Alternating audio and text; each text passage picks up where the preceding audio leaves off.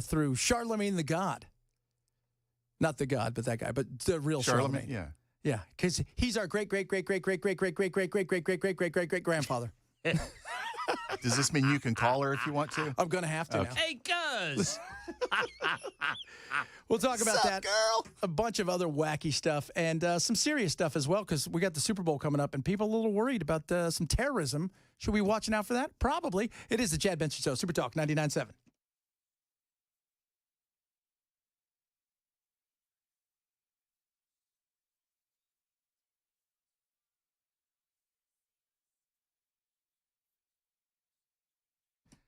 Omaha Steaks, baby. Right now, go to omahasteaks.com. Use promo code Benson at checkout. What are you going to get? $20 off. It's delicious. Omaha Steaks. Right now, they've got the Big Yum event going on just in time for the big game, if you know what I mean. And it's incredible. So you can get fillets, which are awesome. All right. Everything is backed by 100% unconditional money back guarantee. Bite for bite. You're not happy, send it back. They've got the best, most tender, incredible steaks. They've got chicken breasts. They've got pork chops. They've got everything. We've got our big weekend planned for the big game, and thanks to Omaha Steaks, it's going to be even yummier than before. Now is the time. Take advantage of this. It's omahasteaks.com. You get an extra $20 off when you use promo code Benson. Minimum purchase may apply. Simple and easy. It is the Big Yum event. Yum going on right now. Perfect time to discover something delicious at omahasteaks.com. Use our code Benson. You get that $20 off. When you check out all the amazing things from the hand-selected premium beef to the exceptional taste and tenderness of their incredible things like the legendary steaks across the board, butcher's cut, all of that stuff. And, of course, 100% unconditional money-back guarantee. Go to omahasteaks.com. Use code Benson, omahasteaks.com, code Benson. Minimum purchase may apply.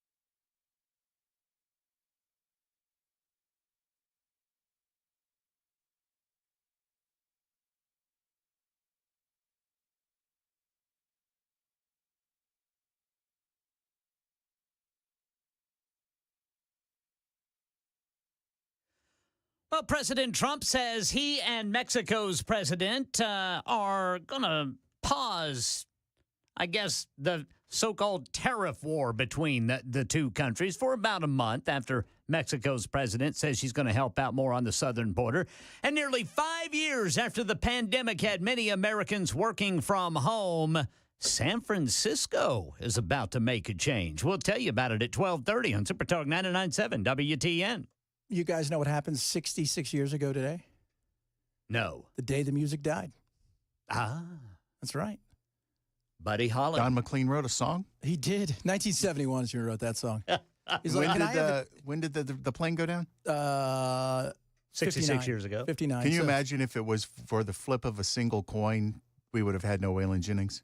I know, right? Isn't that crazy? Yeah, because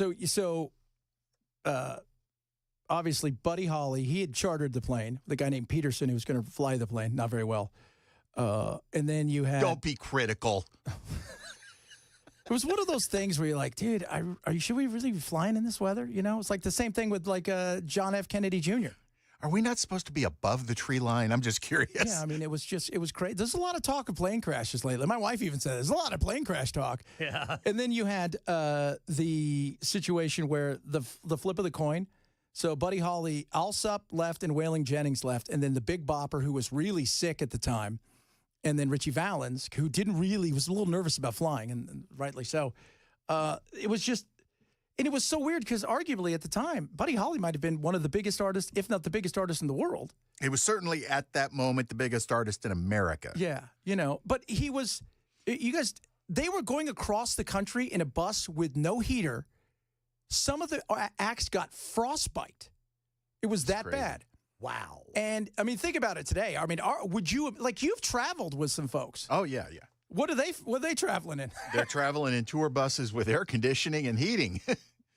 I mean, you think about Buddy Holly. So think about today, Taylor Swift having to take a tour bus in the cold with no heater or anything like that. She hasn't been on a tour bus in 15 years. No. It's all planes. Even if it's across this, even if she plays the same place 3 nights in a row, she gets on a plane and flies somewhere and flies back. Yeah, she bases out of a specific city. But this was it. And then Don McLean wrote the song. And actually earlier today was interesting. He was talking about like what the song is about because everybody thinks it's the day the music died, but it's more than that, man. Well, American Pie starts off with the death of Buddy Holly, J.P. Richardson, and the Big Bopper, and Richie Valens. But it continues on for 8.5 minutes. Which, by the way, can we all agree, it just feels like it's a long thing.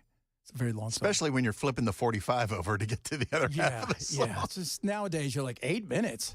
And moves through a lot of other things that happened in the country in that decade. So it's not only about that terrible crash. And what I like about the song is it's become kind of like a folk song, really, that children sing when they're little, and then as they grow up, they want to ask questions about what the lyrics mean, and they start to learn more about what happened in the 1960s. Many of those questions are still unanswered, which is why the interesting release of all the information on those 3 assassinations by President Trump is a good thing.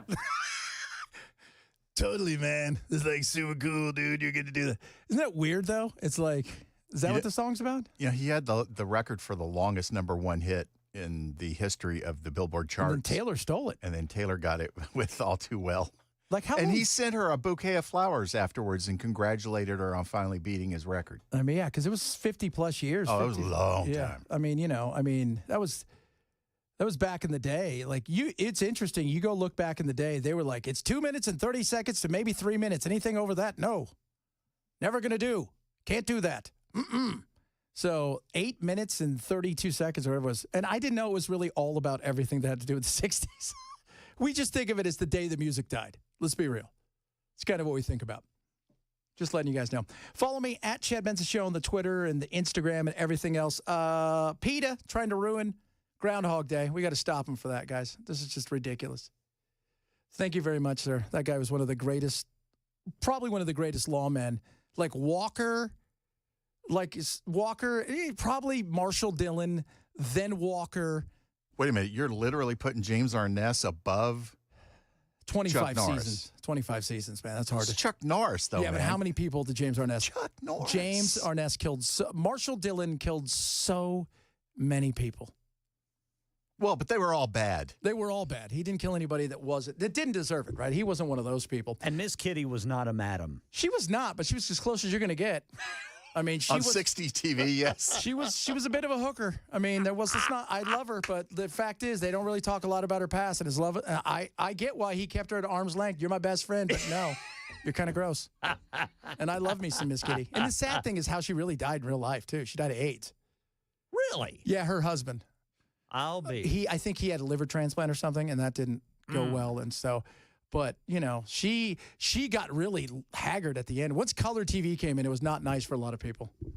And I love Miss Kitty, by the way. I have more Gunsmoke stuff that you could shake a stick at. That being said, it didn't go well for her when color came in, for a lot of people. James always looked the same, though. Just letting you guys know that. I love him. All right, coming up, who knows what we're going to talk about? Probably something fun, because that's what we do here. It's Chad Benson Show, Super Talk 99.7.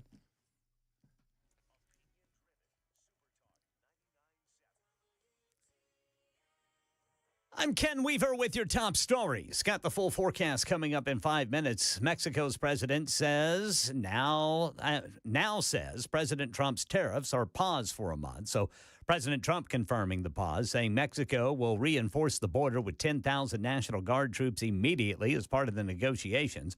It's unclear what metrics President Trump wants to see over the next month in order for him to fully remove his threat of tariffs. Clearly, Mexico is concerned, and it wants to play ball here. Canada under threat of tariffs, too. President Trump says he's going to be speaking to Prime Minister Justin Trudeau this afternoon. Nearly 5 years after the pandemic had many Americans working from home, we have heard President Trump's desire to have federal employees return to the office.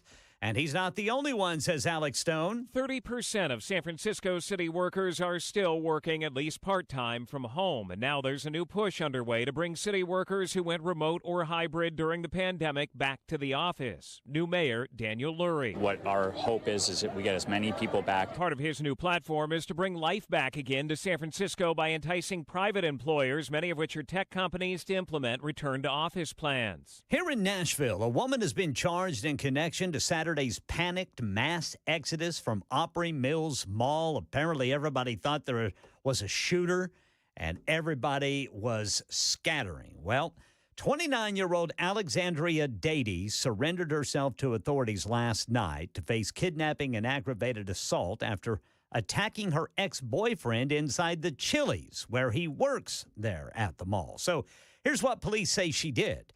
She went into the Chili's kitchen where her ex works and threw a glass at his head, cutting his right arm and wrist where it broke when he went to block it. He ran outside. Police say Dady forced him into a black Dodge Challenger. Another woman picked up a shoe from the ground, and that may be where everybody's panic came in. They may have mistaken it for a handgun after hearing the shattering glass on his arm and wrist.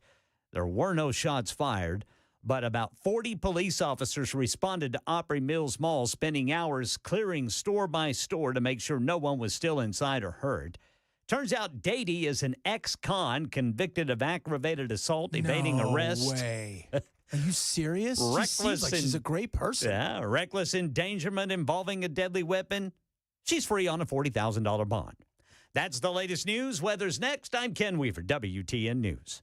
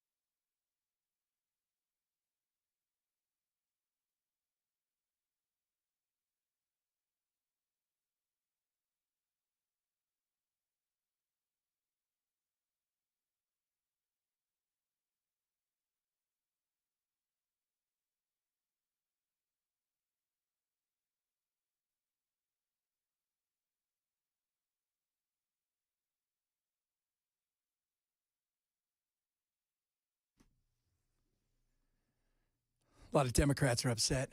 We're not giving away more taxpayer monies. USAID, United States Agency for International Development. Can I just be honest about something? Yeah. 90% of the money that we spend that is quote-unquote aid, they're bribes to get other countries to do what we want them to do. Yeah. There's no real aid going over there. Yeah, totally. No, it's that's why China's make huge inroads in other parts of the world, but those countries don't see it. So what happens is we put stipulations, and like Bell said, they're bribes. Hey, guess what?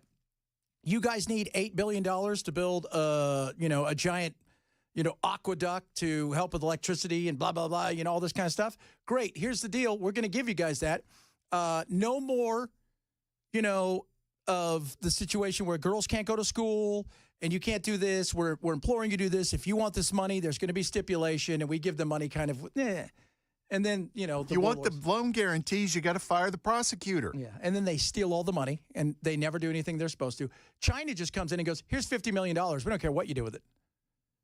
But not understanding that there's going to be a knock at the door, and it's going to be Xi going, hey, we want you to do this, this, and this, or else.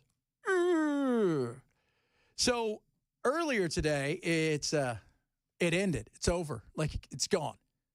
And people are like, oh, my God, what are we going to do about it? The Democrats freaking out. Ladies and gentlemen, Jamie Raskin. Elon Musk, you didn't create USAid. The United States Congress did for the American people.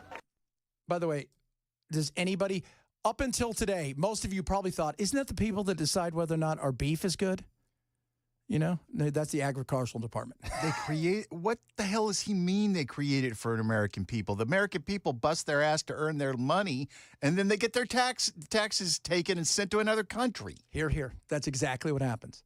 And it's supposed to be spreading all this goodwill and joy, helping other nations, lifting them up by their bootstraps, blah, blah, blah, blah, blah, blah, blah.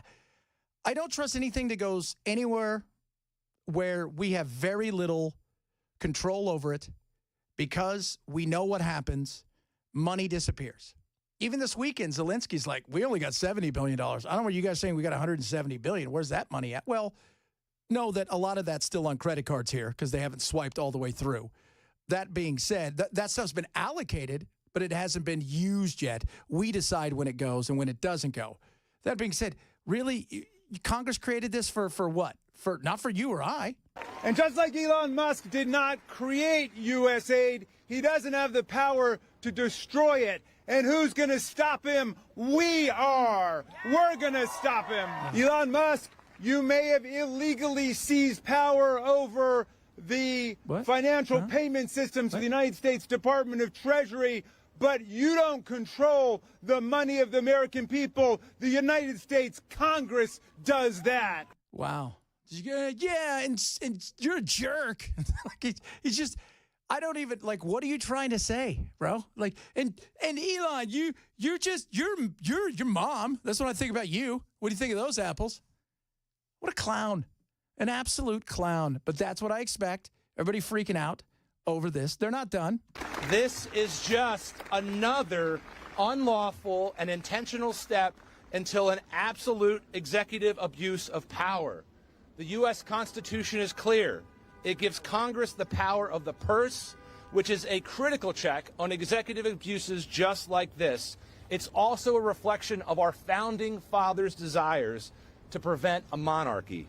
I'll end with one more thought. Okay, please do. We will do all that we can in Congress. To do what? But we need you, America, to listen and to act. Because today, it's USAid. Tomorrow, it's our health care. It's Social Security. It's our livelihoods. It's our freedoms. So stand up for USAid today, so that we can stand up for all of our freedoms in the days ahead. Stand up for USA today, guys. He's saying all these things that we're going to lose, and I'm just like, oh, that actually excites me. What do you mean health care? I mean, by the way, health care and Social Security. So let's do Medicare and Social Security. Broken. Going to be bankrupt. Both sides are ridiculous and never addressing it because they're hoping to kick the can down the road. The problem is they're in a cul-de-sac and it ends very soon. And the last one kicking it, they're hoping is the other side so they can blame it on them. It's broke. We're going to be super broke.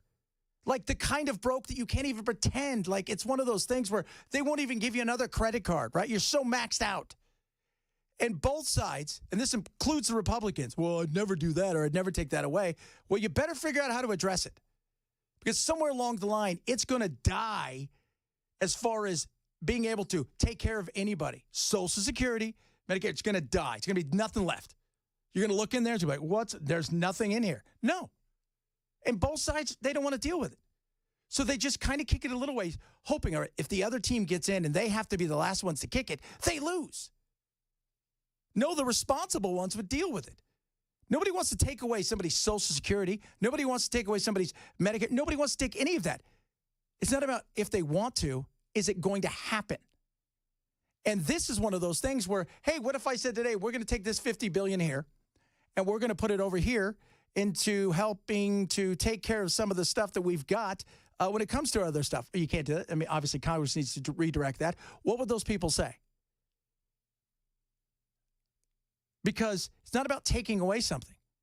If there's no more money for it, that's not taking it away. It's not.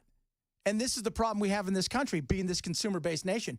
Nobody wants to be the one that has to go, hey, guys, responsibly, we might have to raise some taxes some places.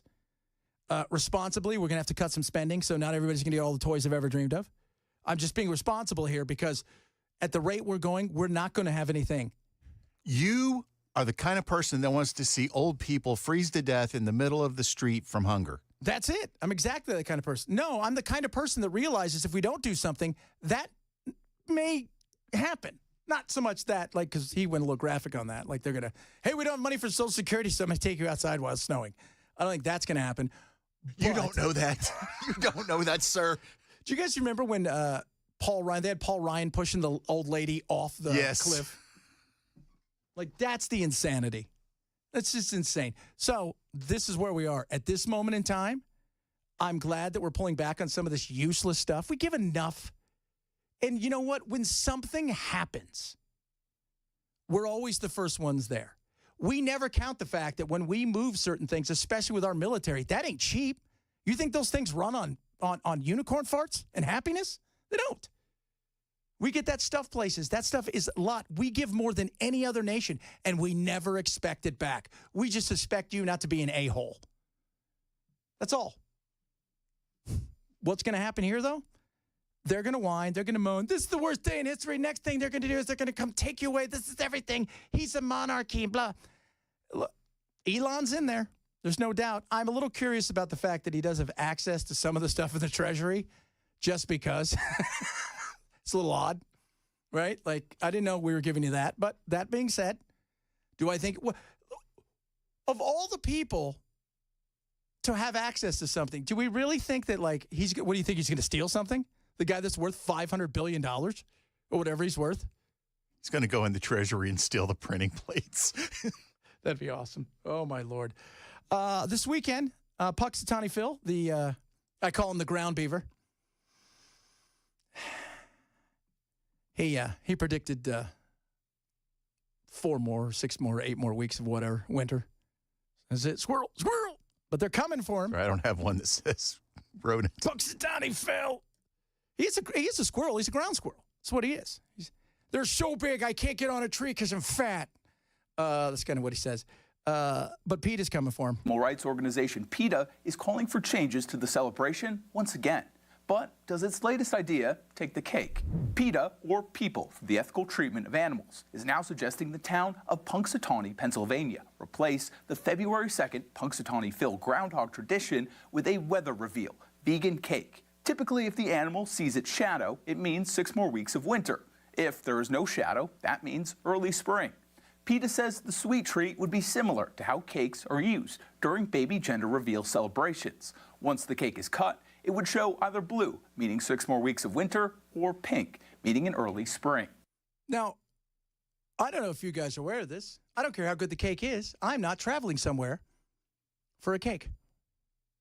Come on, man. We both know that as soon as you find out you get a chance to watch them cut that cake on top of that stump, you're going to be standing right for there in the front. It is 40,000 people showed up this weekend to see our buddy Phil. It is I think it's that city's biggest single tourist attraction. They do about $1 million to $1.5 million over a weekend. There's 5,000 people that live there.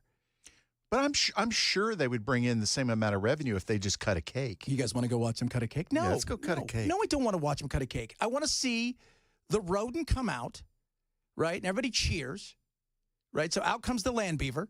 And the whole time we're hoping maybe he bites somebody. Yeah, that would be awesome. He hasn't gone crazy yet. It's because he's on drugs, man. He's been beaten down. So Pete is coming for him because they come for all fun, right? That's what they do. Anything that's fun, there's an animal, they're coming for it.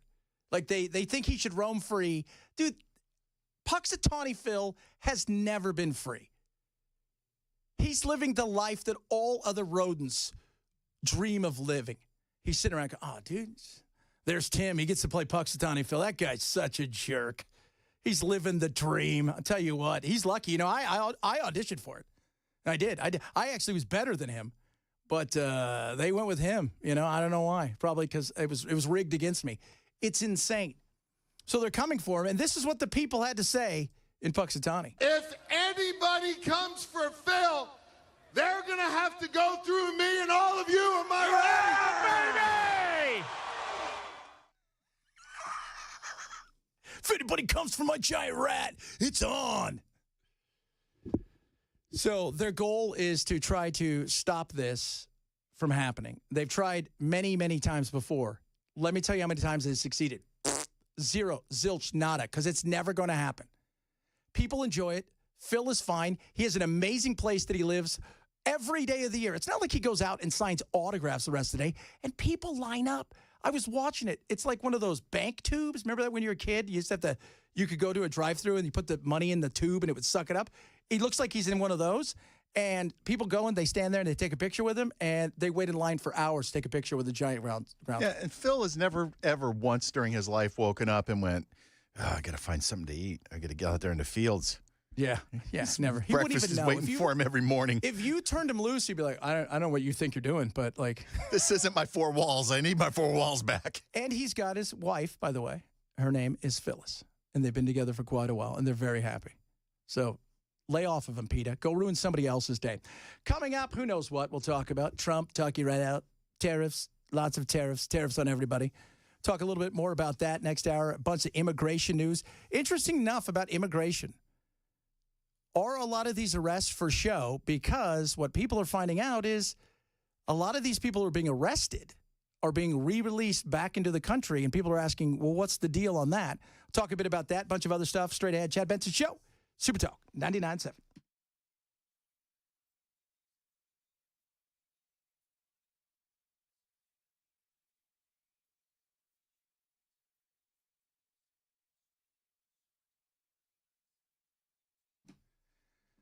Oh, kids, Birch Gold. Uncertain times we find ourselves. Why not put yourself in a situation where there is a just-in-case scenario where gold helps you out? And that's what gold's all about. Birch Gold wants to help you with that. First and foremost, text the word Benson to 989898. Now, when you do that, they're going to send you out the ultimate guide to gold in the Trump era, forward done by Don Jr. On top of that, they can get you an investor guide. Massive debts, weakening dollar, uncertainty globally, and an overbought stock market. Just in case things went south, are you positioned in the right way? Let Birch Gold help you out, and why gold is a great way to protect yourself with inflation and everything else out there. Text the word Benson now to 989898 today. They'll send you out the ultimate guide to gold in the Trump era, along with the investor's guide. And they're going to talk about how you can even switch over your IRA, a 401k, to a gold-backed one with no cost to you whatsoever. Text the word Benson now to 989898 for Birch Gold.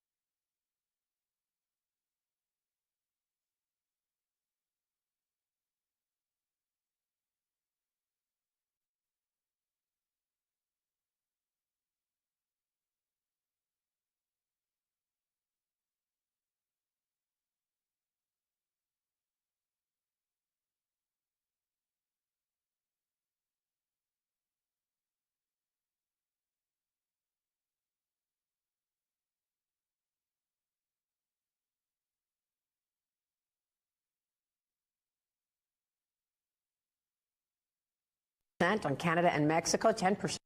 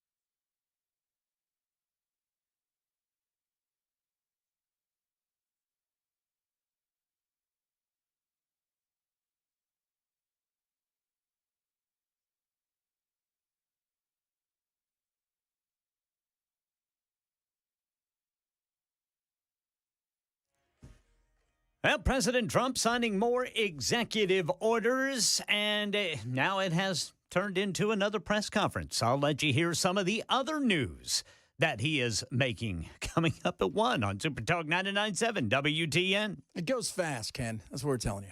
It goes fast. This won't even be his first press conference. He'll do it again later today. It's funny because he holds court. I think he enjoys it. He likes the sparring, keeps him young. Sure. But, which is good. He's a big fan of the argument, without a doubt. I've said this for years about Trump. I think the quiet hurts him. Like, it hurts his head. Yeah. He loves chaos. He's surrounded by chaos. And he likes go, go, go, go, go, see what we could do. And he's taken all kinds of executive orders. God only knows what they're for. Anything. This one's just to piss off the Democrats. That's all I'm saying. Just says piss off the Democrats. I can't believe he signed the piss off the Democrats one. Oh, my God. Yeah. So it's just every day, something new. It's like even today, I was doing my national show. By the time the show started to the time I got off, we had went from all of these things to, okay, Mexico's now out of the tariff war. Right? Like, it's every 5 minutes, it's something new with him. Yes. You had, and you didn't have that with Biden. And pretty much any president, you didn't have that kind of stuff. Where it was, it used to be able to put it on, like Bush treated the White House like a business. Unless there was something crazy going on, he wanted people to get home to their families by 6. Obviously, there was staff that was always working, but he treated it kind of like that. And Obama, kind of the same thing. But with Trump, it's like, look, you're going to get 10 years in a 6-month period. And then you bounce and you put it on your resume. Because that's a big thing to put on your resume. Working at the White House, that'll open some doors for you. Yes, sir. Just it does. It's like working, like when I was in England, like having the BBC on your resume, working for them at that time, got you in the door to a lot of places. For me in radio, the fact that I produced a guy named Robert W. Morgan, who was the first boss jock. This is the guy that was so big and powerful that the Beatles stayed at his house when they came to L.A. to hide. Like that kind of stuff. Having him, I would just get phone calls if I was looking for a job, just like, what was it like working for Robert? I can't hire you because you've worked there. And it's like, but it was cool. It's like that's the same thing with Trump, man. Working for Trump, you're in it's like being in Hell's Kitchen, that TV show, 24/7. It's like being with John Taffer 24/7. Just go, go, go. Nonstop. Build a wall. It's going to be big.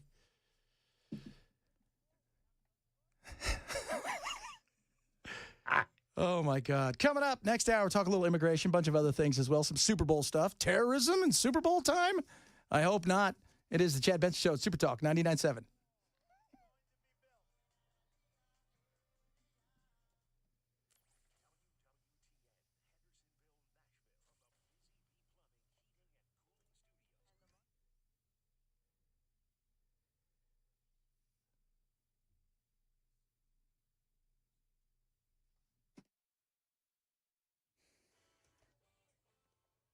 One o'clock on the dot. I'm Ken Weaver with your top stories. Drivers, we have a crash in West Nashville. It is blocking the left lane of the off-ramp 40 eastbound to go eastbound on 440.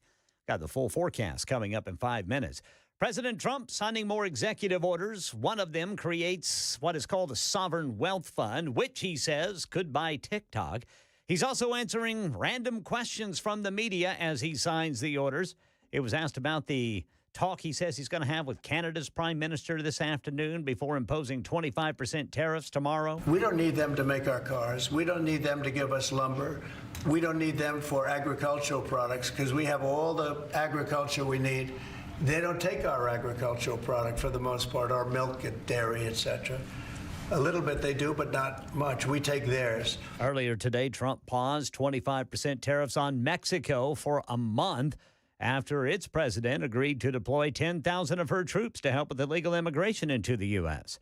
Transportation Secretary Sean Duffy's in Philadelphia today, meeting with investigators about Friday's crash of that medical transport flight that crashed into a city street. The black box was recovered.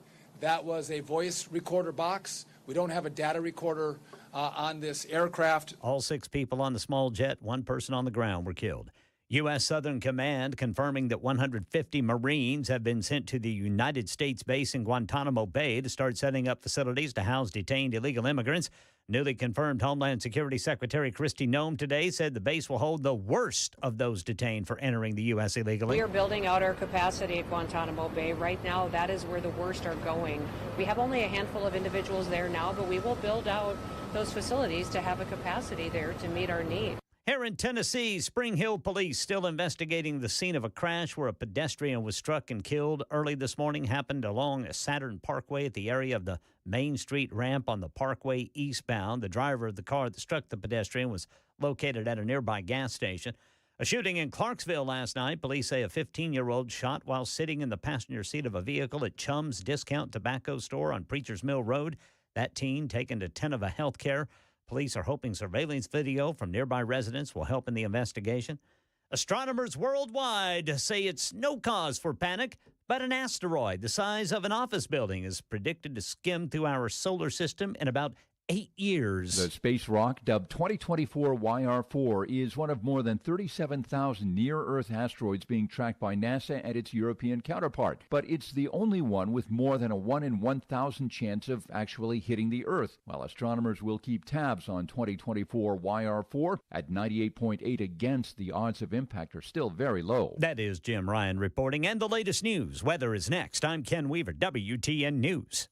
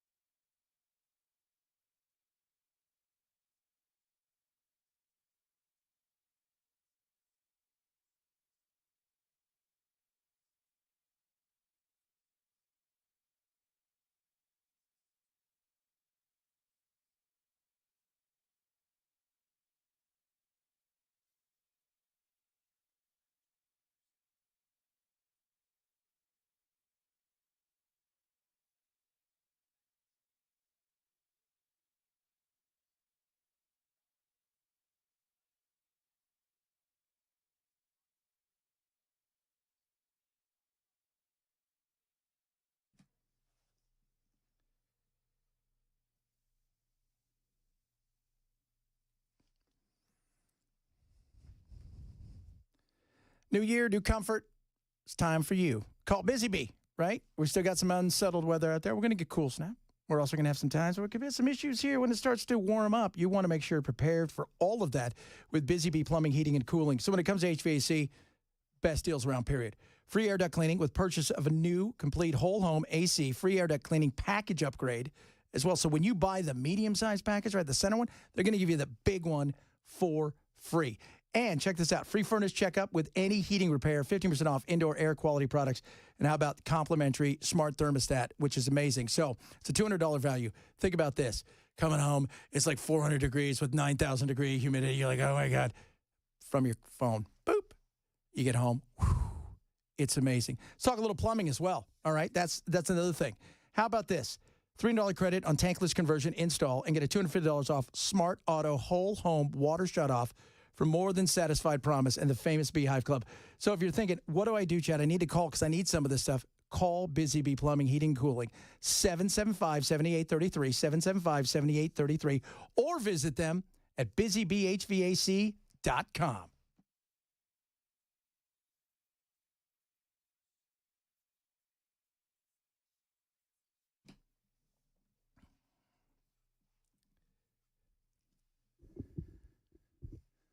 Thunderstruck.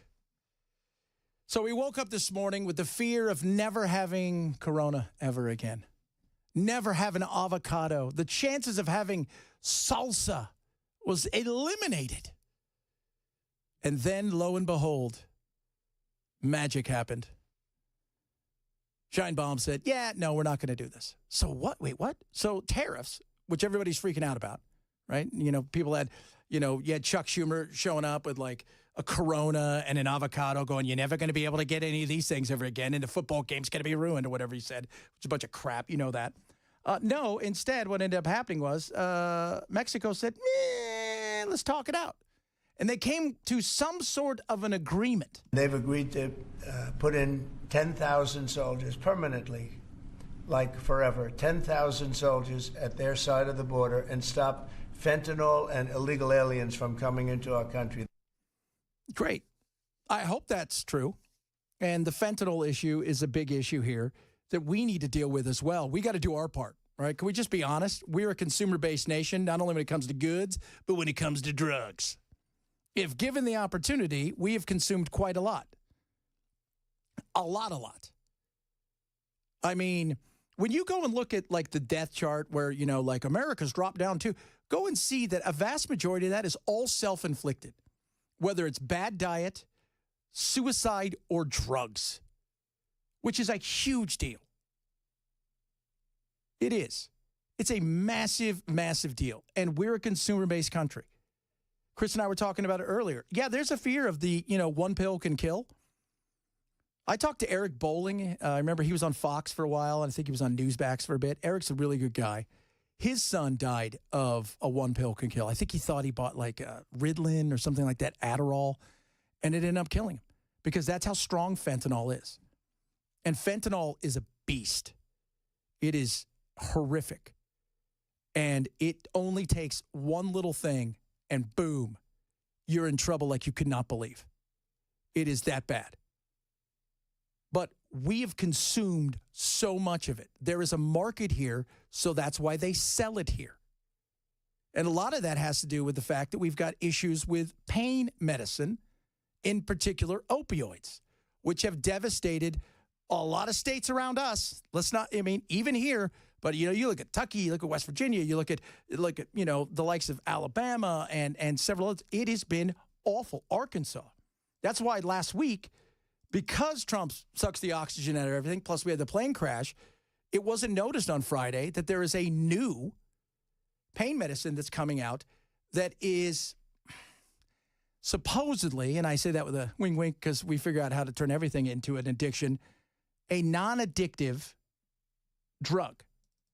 that will help with pain. This is the first new pain medication that has been approved in over 20 years. It is approved to treat moderate to severe acute pain, such as after surgery or after trauma, after tissue injury. Very expensive, about a little over $15 per pill, which is significantly more expensive than what's currently used for post-op pain, for example. Side effects, generally well tolerated, some nausea and headache. Most people take nausea and headache over an addiction. And like I said, everybody out there probably has some sort of addiction story, no matter how rich or poor you are in your family or in your sphere, where somebody this kind of addiction was, crack was an inner city thing, and it was devastating to the black community. The opioid, has been devastating to the suburban world, right? The lady or the guy that hurt his back or his knee, the next thing you know, he's popping a few pills and he's popping a little bit more. The next thing you know, 6 months or a year later, he hasn't seen the kids or his wife. God knows where he is. He's on the streets. It's a mess. It's that fast. And fentanyl becomes that thing. And it was truly because of the lies that in many cases the Sacklers and everybody else told. It devastated communities. It devastated states. But this is supposed to be different. So here's the thing. We talk about pain a lot. We've talked about the opioid epidemic for years now. Pain is a very subjective experience. It's the way the brain is perceiving tissue injury. The way this medicine works is that it's blocking the transmission of that pain signal at the level of where the trauma or the illness or the tissue injury is. That pain signal then does not get to the spinal cord, doesn't get to the brain. Very different than the way opioids work. Opioids work by blocking that pain signal at the level of the brain, and opioids are accompanied by that feeling of euphoria, which is why it could potentially lead to addiction, as we all know. And it has. And it is. And if you've never been around addiction, so my dad, he had like several heart attacks before he ended up dying when I was like 15, I think. 15. And it was all drug induced. I mean, hardcore drugs. Everything you could think of, get your hands on kind of thing. And he functioned, and then he would disappear for months, and he'd come back, and it was brutal. It was horrible on my mom. It was horrible on all of us. And you're a kid, you're seeing, what's going on. It captures you in a way. And opioids really weren't the thing that they are. I mean, there was little things here and there, but nothing like what came with the Sacklers and the insanity.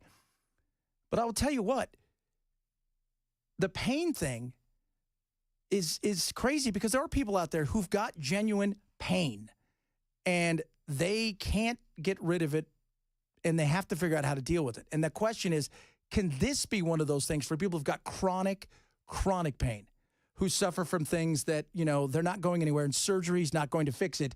You have to learn to live with it. Could this be something? Maybe not yet. As soon as I got this, press release too, I was like, yes, this is something I can use in my arsenal. Not quite there yet. So far, the studies in more chronic pain conditions have been a little bit mixed. But why we are so excited about it, anyone who treats patients with pain, is that this is a novel mechanism of action. This is a new target. And so definitely everyone's excited about future research expanding on this, and something that could definitely help folks. And just a point, right now, this kind of acute pain is treated with anti-inflammatories, opioids, and for a lot of people, it is not ideal. And so this is a great place for a medicine like this. Which could this potentially help us when it comes to slowing down the spread of the addiction, which would slow down the spread of fentanyl? I think when it comes to fentanyl, and I understand where Trump's coming from, because the one pill can kill terrifies me, and the fact that innocent people got sucked into things and got lied to, and doctors and people took advantage of them, especially the big pharma companies who pushed these things out there. And we talked, I think it was last week, the Sacklers still trying to figure out how to get out of this lawsuit where they have a little bit of money left, Purdue Pharma. But it is terrifying when you think, I will tell you this, I will not take anything. I won't. I just don't. I've never had a smoke. I've never had a drink. I've never done a drug. I'm a teetotaler. So when I had my tooth pulled, we first got out here, I had to have my tooth pulled. They tried to give me something. I said, no, I don't want anything. I'll suffer. And I have red hair, fair skin. So red hairs, I don't know if you guys wear this. We have a weird pain tolerance thing. Same thing with anesthesia. It doesn't really work very well with me. So I suffered with it, but it really wasn't that bad. But I understand. I mean, he even didn't, like, he goes, look, I have to offer you these, but I don't want to. I could give you these. And I'm like, dude, don't even worry about anything. I'll be fine. But it's like I've seen it in action. If you've never seen it, it is to see the way that people can lose everything. Were you suffering through the pain, or was it pretty much okay? Oh, I was totally fine. I mean, did it hurt? It was sore.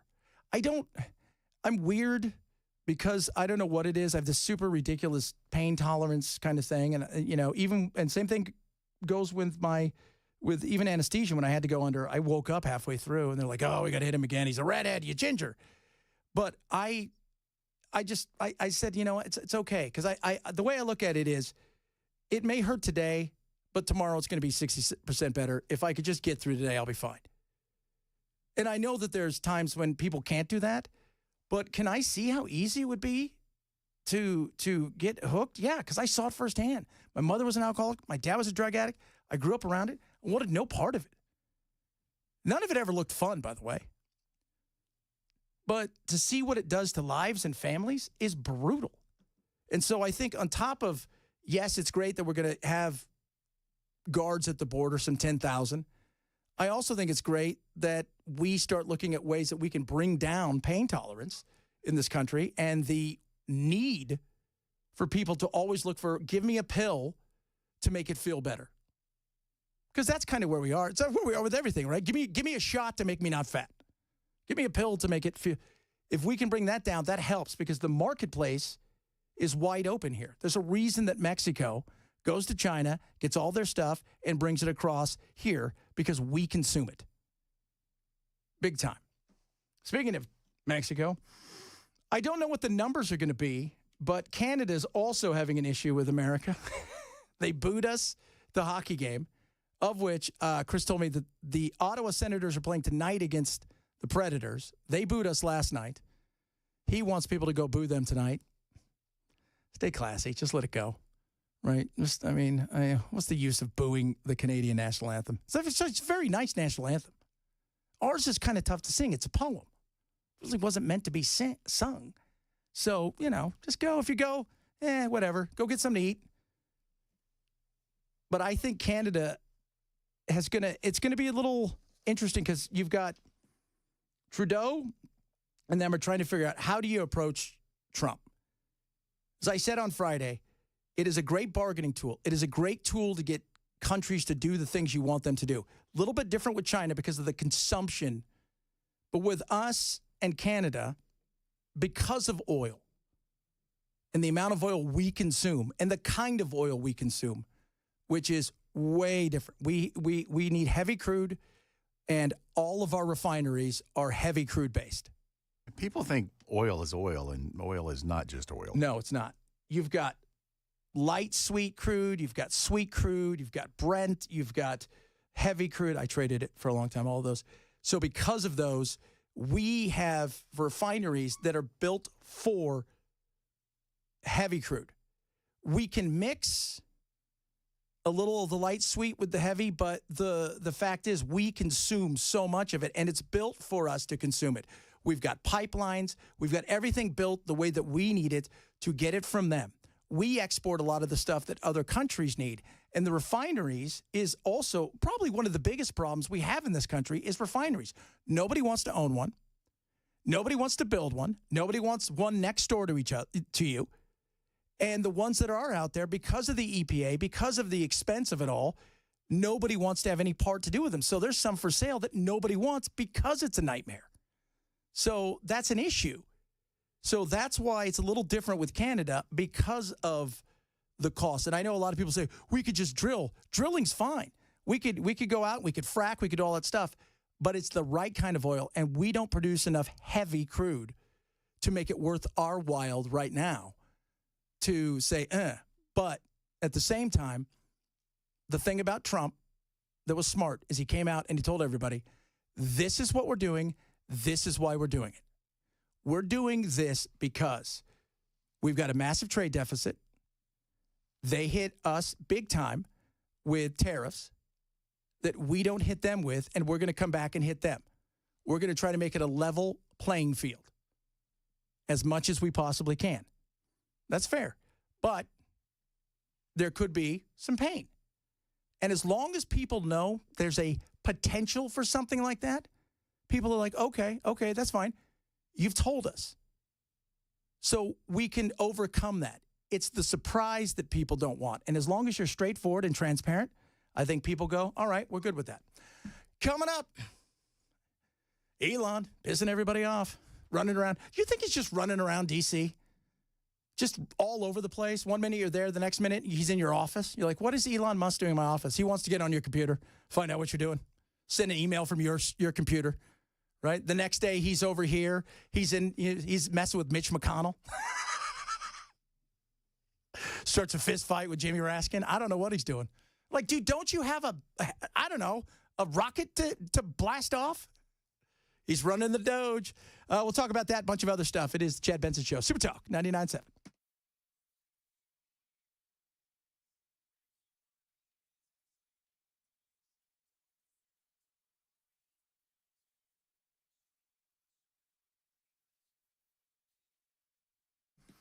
Prize Picks, the big games this weekend, the Super Bowl, baby. You know what I'm talking about. So what is Prize Picks? Daily fantasy.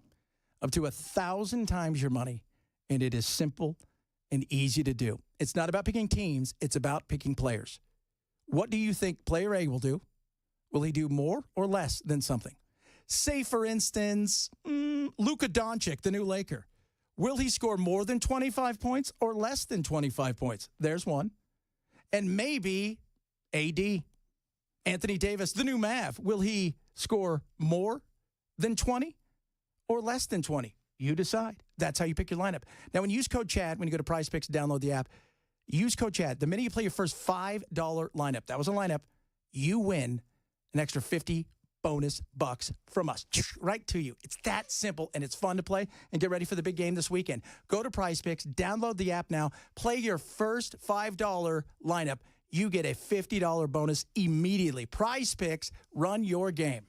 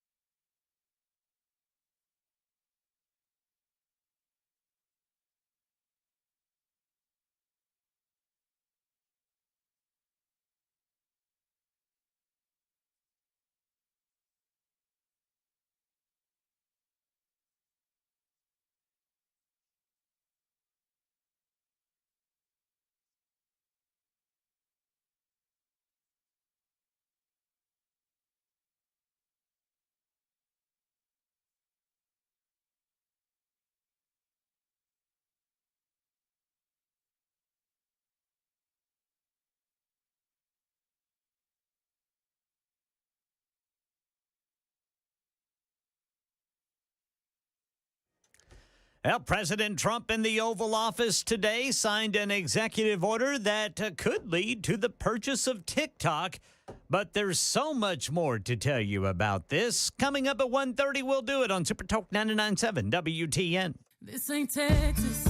In a night filled with tributes to a fire-ravaged L.A., the Grammys concluded with members of the County of Los Angeles Fire Department presenting Album of the Year to Beyoncé's Cowboy Carter. While Beyoncé is the most decorated artist in Grammy history, it marked her first time ever taking home the Album of the Year prize. She also won Best Country Album and Best Country Performance. Overall, Kendrick Lamar was the night's top winner, taking home 5 trophies, including Record and Song of the Year for Not Like Us. Okay, so what's the album of the year and what's the record of the year? What's the difference? When I was a kid, I know what it is now, but when I was a kid, a record was a record and an album was an album. It's kind of the same thing. So the record of the year is the single. Correct. The song. Yeah. The album production. is the entirety of the album. Yeah, an album is a conglomeration of different things into a collective. Yeah. But it's so weird, right? Like the way a CD is still an album because it's a collection of songs. Yeah. So, and that's why. And Taylor didn't win anything last night, I don't think. Yeah, they gypped my girl, man. It's like, Cowboy Carter best out. Stop it. Stop it. But can we just all say, and Belle and I were talking about this, I don't know what weird cult thingy that Kanye is running on Bianca, whatever her name is. His wife. But they're standing there, and he's like, take it off. Take your clothes off, woman. And she's standing there essentially in a giant pantyhose that you can see through. 100% see through. And I mean, am I right? Yeah. And he's just standing by her like, look at it. And he's telling everybody, come on over, take pictures, take pictures. It was the weirdest, creepy. First of all, he married her, and she looks just like Kim. Yeah. Somebody's got some unresolved issues. You think? So weird. So weird. Like, just bizarre. But he just like... and he's looking at photographers like, why aren't you taking pictures of her? Yeah, come on. She's look at naked. that. Take pictures. Look, she's going to turn around, take a picture of her butt. It was... I'm just... And she does it, too. Like, it reminds me of the movie Coming to America when he's like... He's telling the lady, the washer that's to jump up and down and then to bark like a dog. It's the same thing. She looks like she has, in that one clip, like she has serious Stockholm syndrome. Yeah. Like she's just, like, it's not real. She just looks forward and says, yes, I will, yes, anything, yes. So weird. So weird. It's just so bizarre.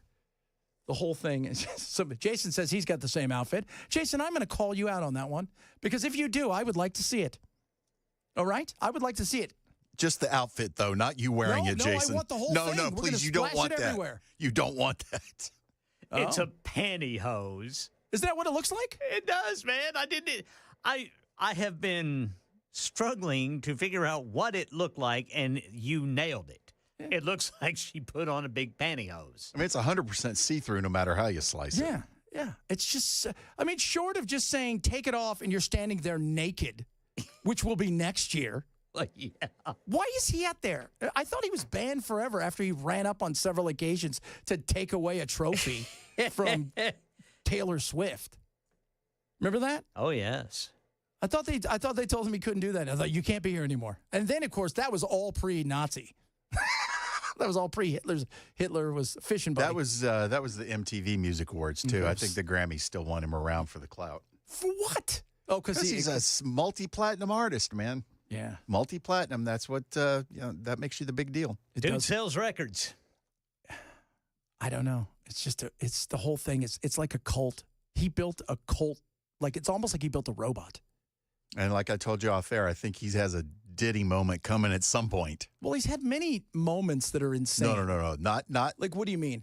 I think there's some sexual weirdness going on somewhere. Absolutely. I mean, look what he built. That could be considered illegal. Now, why would you think that? But I don't think because his wife was naked. But I don't think, but that's just being weird and having your freak flag is different than what Diddy did. Well, yeah. Right? Like, Diddy did horrible things and deserves to rot in jail for the rest of his life. Well, I'm not accusing Kanye of going that far. I just think somewhere in the mix, there's going to be something where we're going to look at it and go, should have known. Yeah. Should have known. Should have known. In other words, it won't be surprising if it happens. Yeah, that's my take on it. Okay. Yeah. Okay. I see where you're going with this. Very interesting. Yeah. So that was that. I watched none of it because I can't even remember the last time I watched any award show. I can't either. It's been a long Even when they time. weren't nuts, I didn't watch them. I did when I was younger because I was so into the music aspect of radio and then, of course, working at record companies. Yeah. There were plenty of times where our artists were up for nominations. Did you ever have to go? No. I had no interest in going to that. So when they're up for nominations, how do you guys push, how did you guys push them out so they could get, did you do There's that? an entire campaign program that's put in place by the RIAA. And it's the same thing with the Oscars and the Emmys. When you're nominated, you've campaigned to get that nomination. And then once you've gotten the nomination, you're campaigning to get votes for the win. Okay. You don't just sit back and go, oh, they love me. You go out there and you actively pursue it. I can't tell you the number of lunch meetings Tom Cruise has had trying to get a film nominated as an Academy Award winner, because that's part of what you do. You go out and you work it. Poor Tom. They'll never give Tom his due. No, he's greatest movie star in the world. Biggest. He may be the last movie star on the planet. He may be. And you know what? Watching back in our day, we watched all of those things because we didn't have stars with us 24/7. Outside of the rags that you have and all that stuff. Very good point. We never saw them except for maybe an interview here or there. Now you can't get away from them. Now you can talk to them on your phone via Instagram or Twitter or whatever the case may be. So you can't escape them. You can't escape them at all. All right, coming up, we'll talk a little bit about the plane crashes. It's interesting what pilot did over the weekend. We'll talk a bit about that. Bunch of other things still on the way. This is Chad Benson Show. Super Talk 99.7.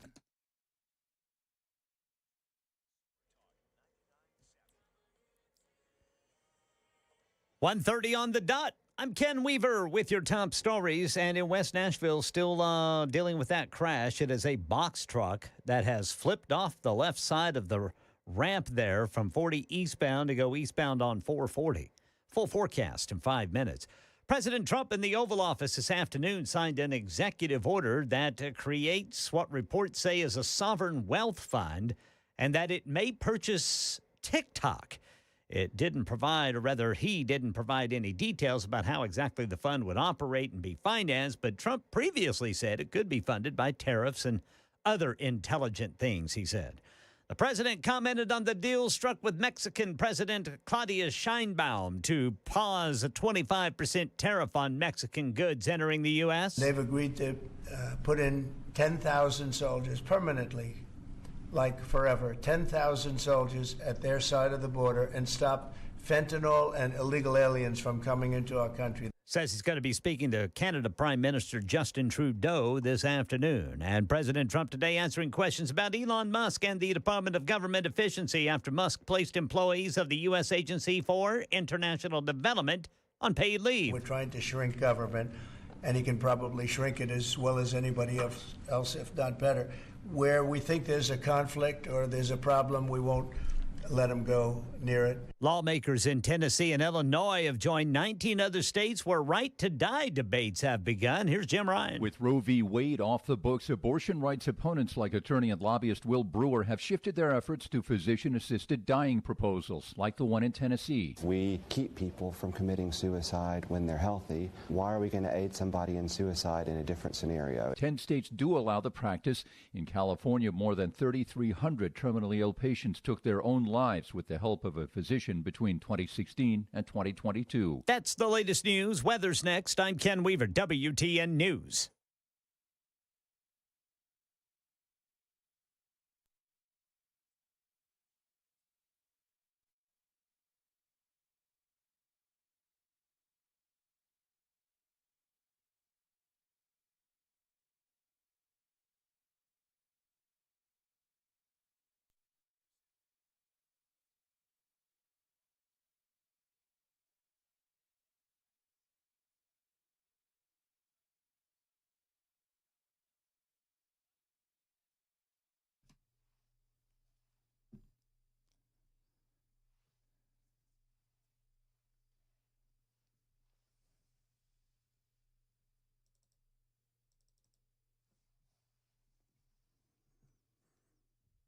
United Structural Systems, keeping homes dry and stable, which is what you want. You don't want any instability anywhere in your house, especially your foundation.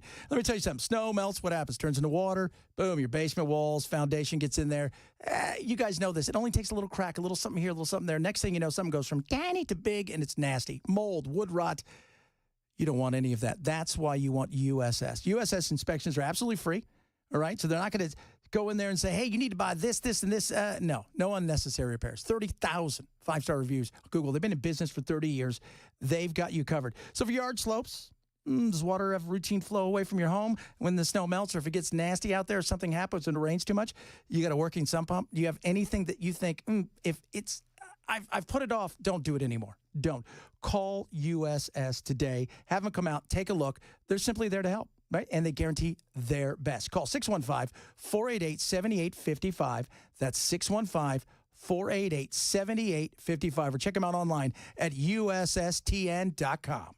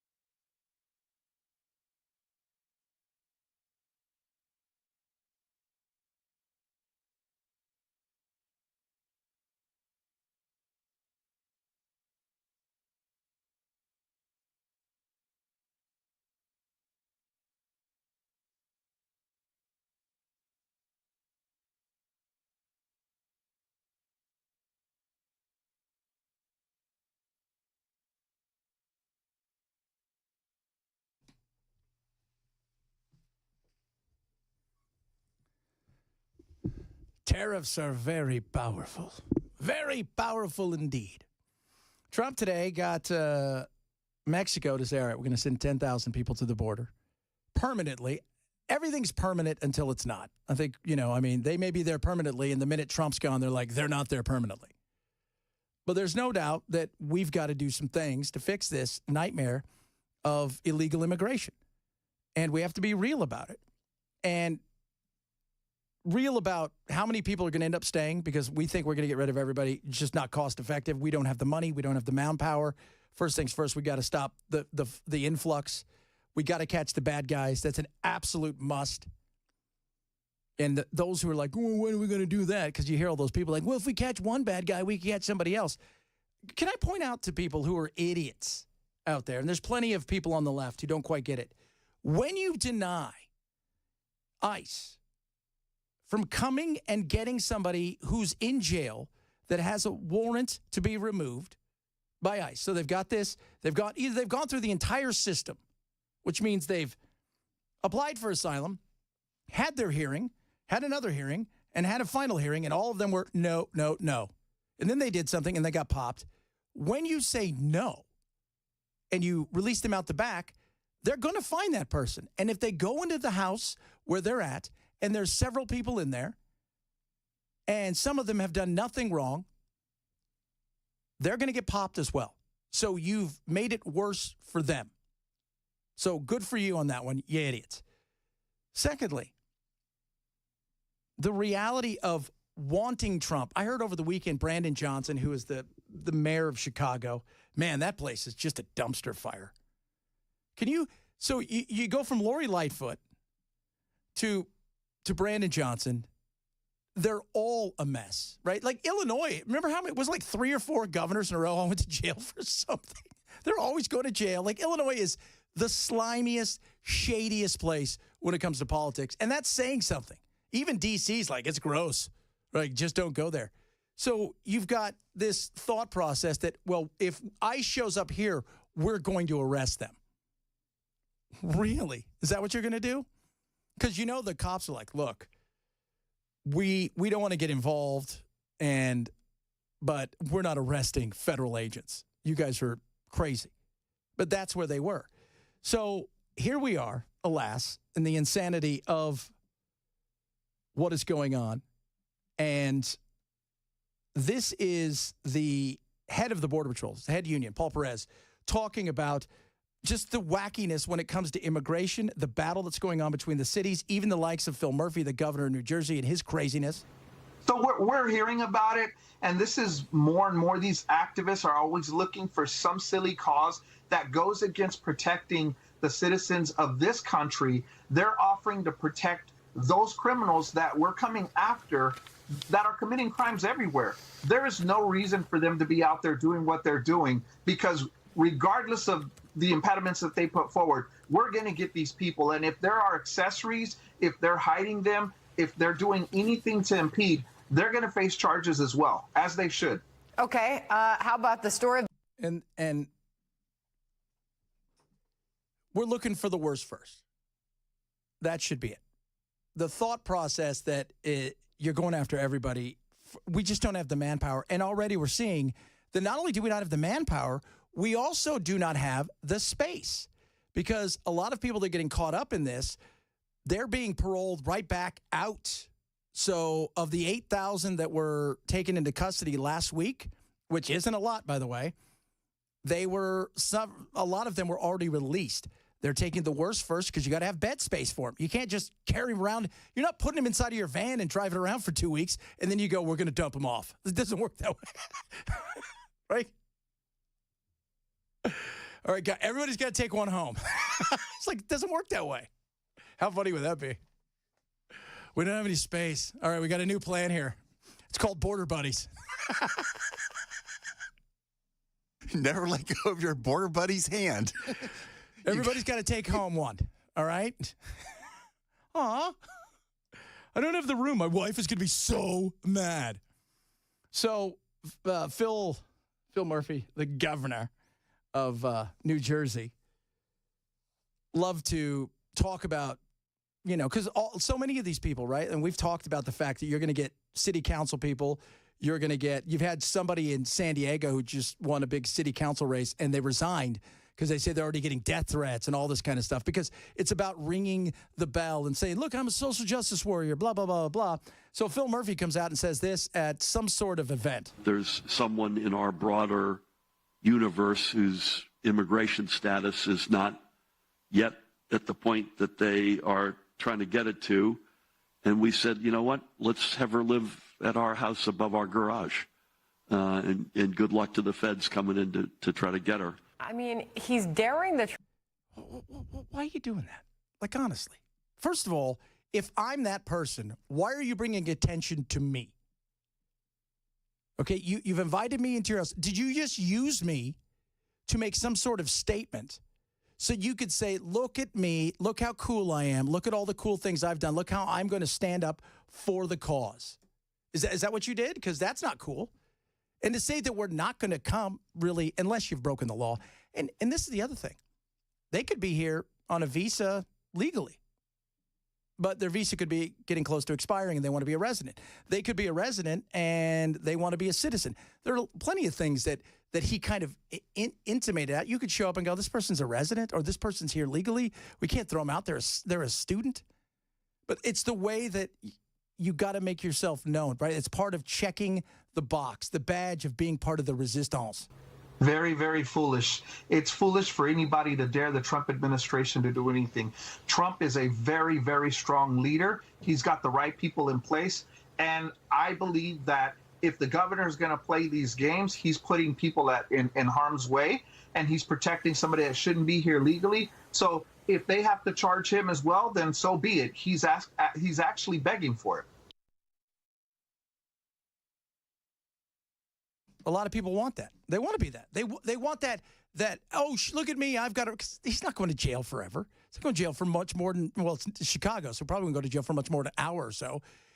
And to say that I've got street cred, I stood up to ICE, I stood up to the man, I stood up to Trump himself, so look at me, which is just so ridiculous. But I expect nothing less from people who are more interested in not finding a solution, more interested in checking the box, more interested in knocking down a statue, rather than say, all right, do we have problems with race in this country? How do we make it better? What are some honest conversations we have? Nope, it's better knock down the statue. Everybody who's white pat themselves on the back and said, look what we did, and they move on.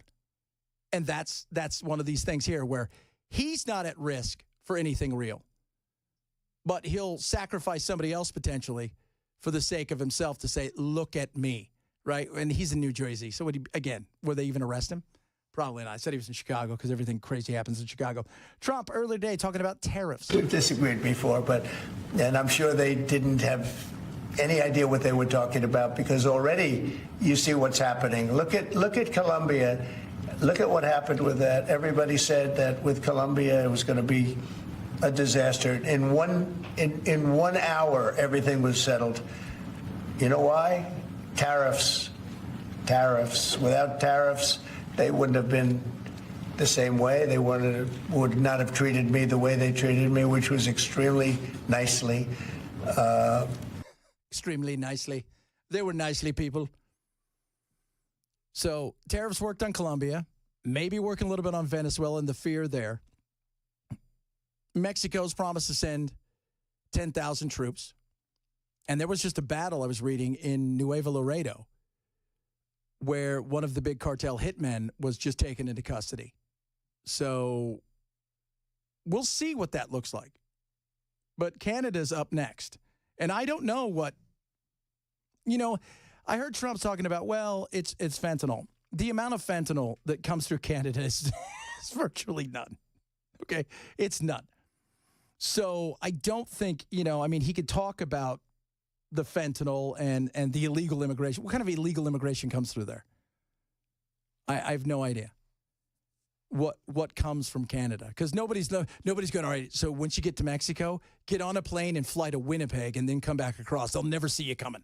I just don't think that happens. There is still that threat of midnight tonight, a 25% tariff on all Canadian products coming into the United States, as well as a 10% tariff on Canadian oil and gas. And that could have a potentially big impact on gas prices. The other big question, though, is what can the Canadians offer? It was very clear that the Mexicans could say, we are sending troops to the southern border of the United States. It's not clear what similar offer the Canadians can make, because they say the flow of migrants and fentanyl, it's a much different situation at the U.S. northern border. And that's the way this thing has been pitched, is this is about fentanyl, this is about, migrants. Well, less than 1% of fentanyl comes through Canada.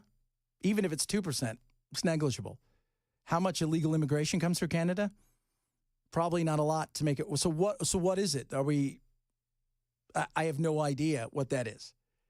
And is it about milk, right? It's about our dairy products? Is this the battle we're having? And what are they going to send? We're going to send some Mounties and some elk to guard the Canadian border? I have no idea. What's that restaurant that everybody loves up there? Tim Hortons, baby. Yeah. All right, here's the deal. We want all the Tim Hortons down here, or else. And we control the ones in Canada. Are there Tim Hortons in America? I think there's a couple, yeah, but obviously they're real far north. I've been, you know what? There's one in Cleveland. I went to Tim Hortons in Cleveland. They're very cool. Very Canadian. You walk in there, you're like, oh, how's about it? You know what I'm saying about that, And it's basically the Canadian Krispy Kreme. Kind of, yeah. Yeah, it is. It's the Canadian Krispy Kreme. So I'm with her. I don't know what Trump wants from them. And maybe Trump doesn't know either. He just did it to see what he can get, and they'll come down here and they'll say, all right, you can have all the maple syrup you want. And we'll give you guys Wayne Gretzky or whatever. I have no idea, because there is no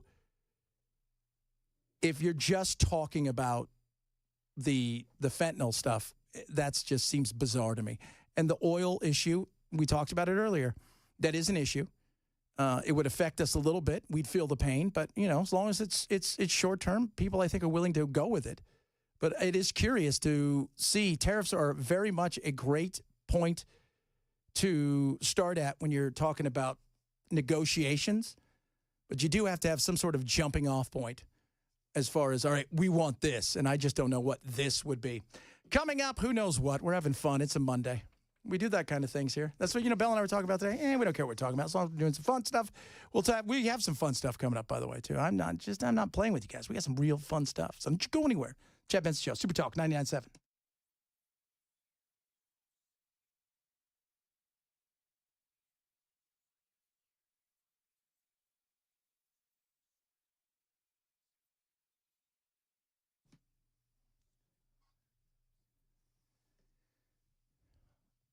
Bulwark Capital. I want you to call my buddies over there today. They're going to give you a second opinion when it comes to your retirement.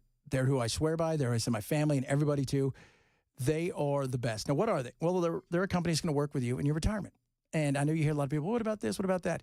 They're an active management company. I mean, they're actively building a retirement plan for you, a true singular thing for you based on your needs and your wants. Right now, they want to go over and give you a risk review. That's where they can go over your account, take a look and see what's going on in your account, give you an assessment, and send you on your way. It's that simple. They call it a risk review. Lower risk, lower cost, lower volatility, most upside potential. That's what it's all about. Call 866-779-RISK today. That's 866-779-RISK. Sign up for your risk review. You can check them out online as well at knowyourriskradio.com, K-N-O-W, yourriskradio.com to sign up for that risk review. Simple and easy, no hard sell. My buddy Zach will take care of you. They're amazing. It's Bulwark Capital. Investment advisory service offered through Trek Financial LLC, an SEC registered investment advisor. Investments involve risk, not a guarantee. Past performance doesn't guarantee future results. Trek 25103.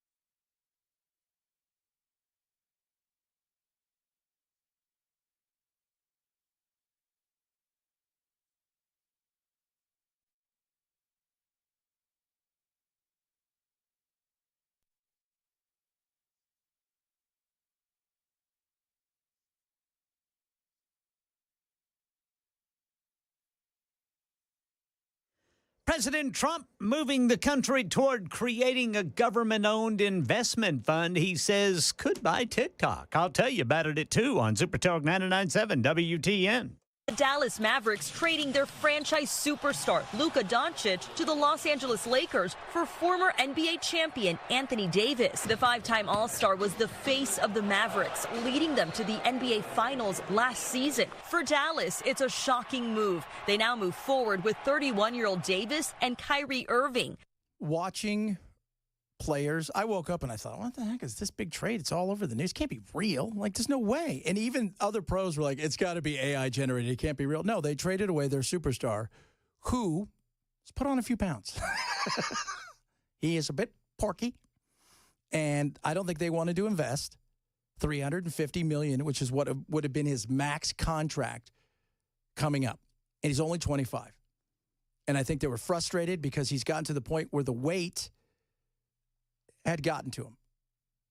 His stats for this current season, 2024-25, he was averaging 28 points a game, 8 rebounds a game, almost 8 assists a game, and 46% on field goals. So he ain't no slouch. No, he's no slouch. He's an MVP. He took him to the championship last year. He's got all of the tools, except he's 25. And he likes to eat. He doesn't take things as seriously as a lot of other pros do. And they were getting frustrated. But the weird thing was, how did it happen? They didn't hold an open auction for him and say, all right, guys, give us your best. They called the Lakers, and they said, we want Anthony Davis. And they're like, yeah, whatever. Like, we'll give you Doncic. And whatever. Right, sure. No, that's it. And, you can give us a couple of this. They brought another team in, and they made some good moves. But if you can get him, thinner, because I just saw him in a shoot-around in the purple uniform, and he looks like the McGrimace. And in his case, all that means is shutting your mouth and not stuffing another cookie in it, because his workout is going to burn off extra pounds before the season's over. He'll be back down to fighting weight. You think, but man, he's just sitting there. Just stop shoving the cookies in your face. I don't think he can do that. I think he just enjoys life. Just hangs out, right? He's got all that money.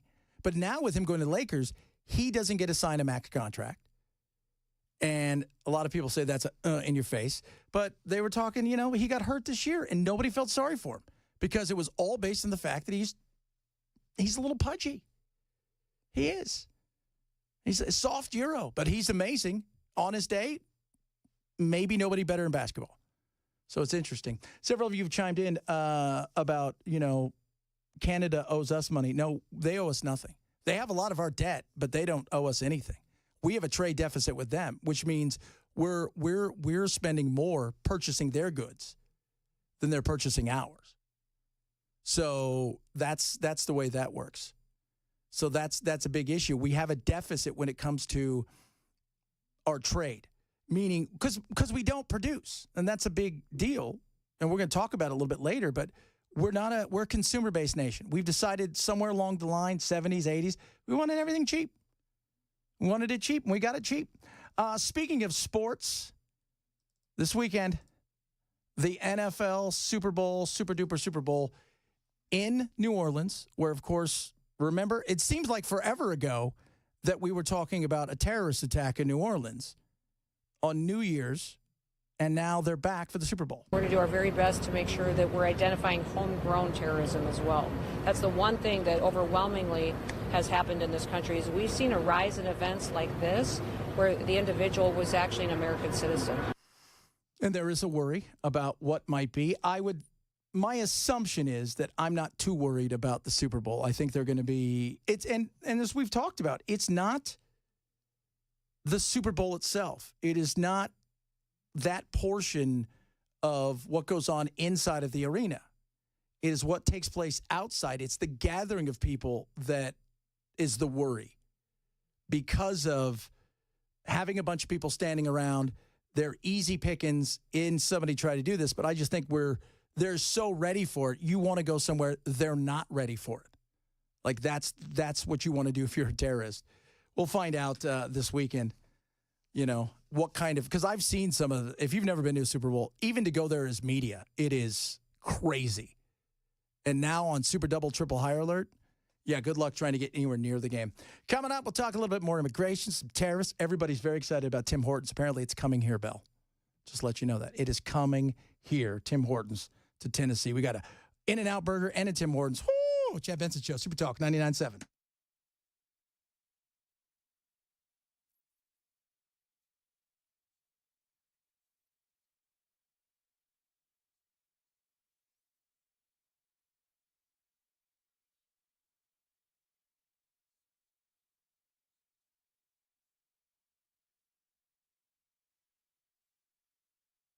Two o'clock on the dot. I'm Ken Weaver with your top stories. Got the full forecast in 5 minutes.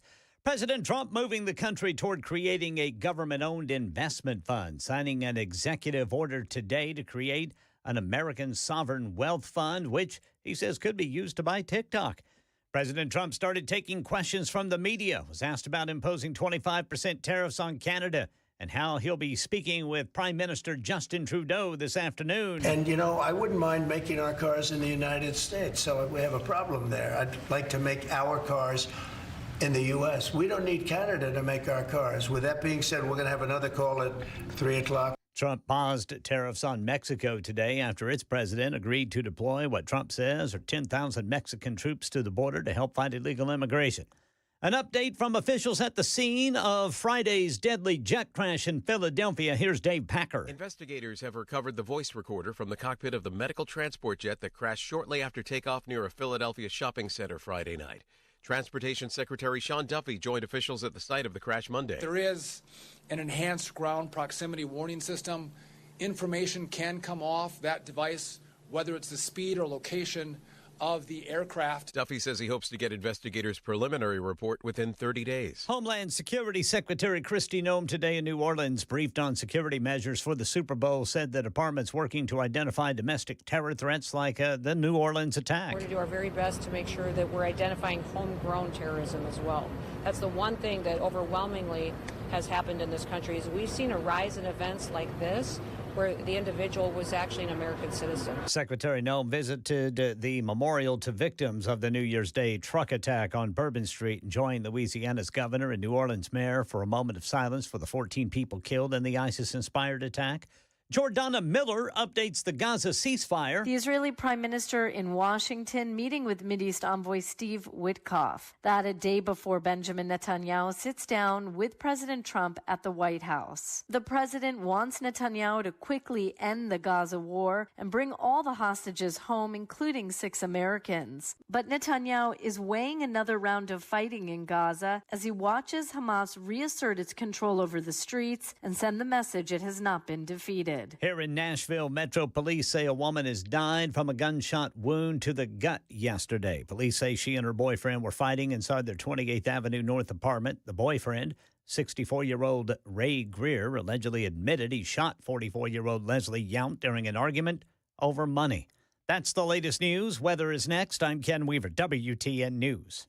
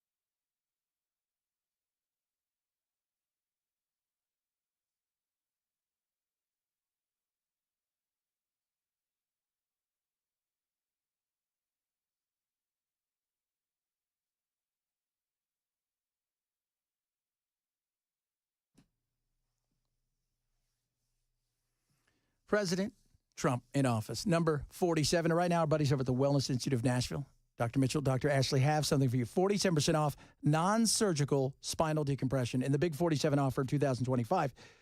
Let me tell you, as we talk about all this stuff, the creams and the pills and the injections, it's not what it's about.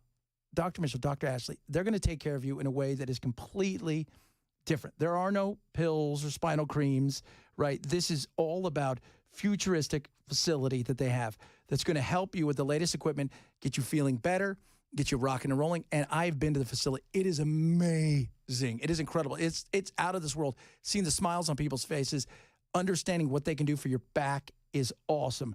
Right now, take advantage of this in honor of the big 47. It is 47% off non-surgical spinal decompression. It's so simple, too. I'm telling you guys, go there. If you worry about your back, as you should, especially if you got something, a little tinge, don't let that bulging disc get the best of you. Call them today, 615-246-5009, 615-246-5009, or go to painisbad.com.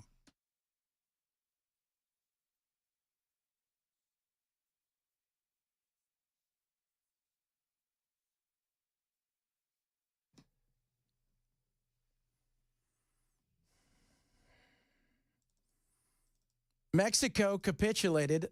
The Great Avocado War is over. Never even started. They capitulated. Like guacamole, they were consumed by Trump. I hate guacamole. It's gross looking. It is. But they have capitulated. Now it's on to the Great Maple Syrup War. That right there is reason to invade. We don't need their oil. We need their maple syrup. We need their maple syrup.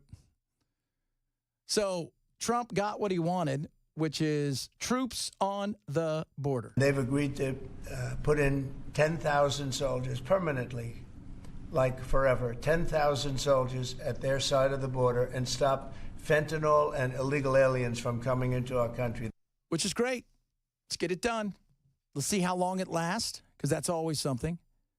He said permanently, but you and I both know permanently doesn't always mean permanently, because it'll last as long as you're there and she's there, and that's Sheinbaum, who's the president of Mexico. But this is going to be something that is going to be kind of a month-to-month, right? We're feeling it out, because you want to make sure that they're keeping their end of the bargain. And this is only a pause. That's all this is. This isn't one of these, okay, we're going to do this for 6 months or a year. We're going to come back in a month. And if things are going okay, maybe we go out 3 months. And we'll come back after that. If they're going okay, maybe we'll go out a year. But you got to keep doing what you're doing. Fentanyl and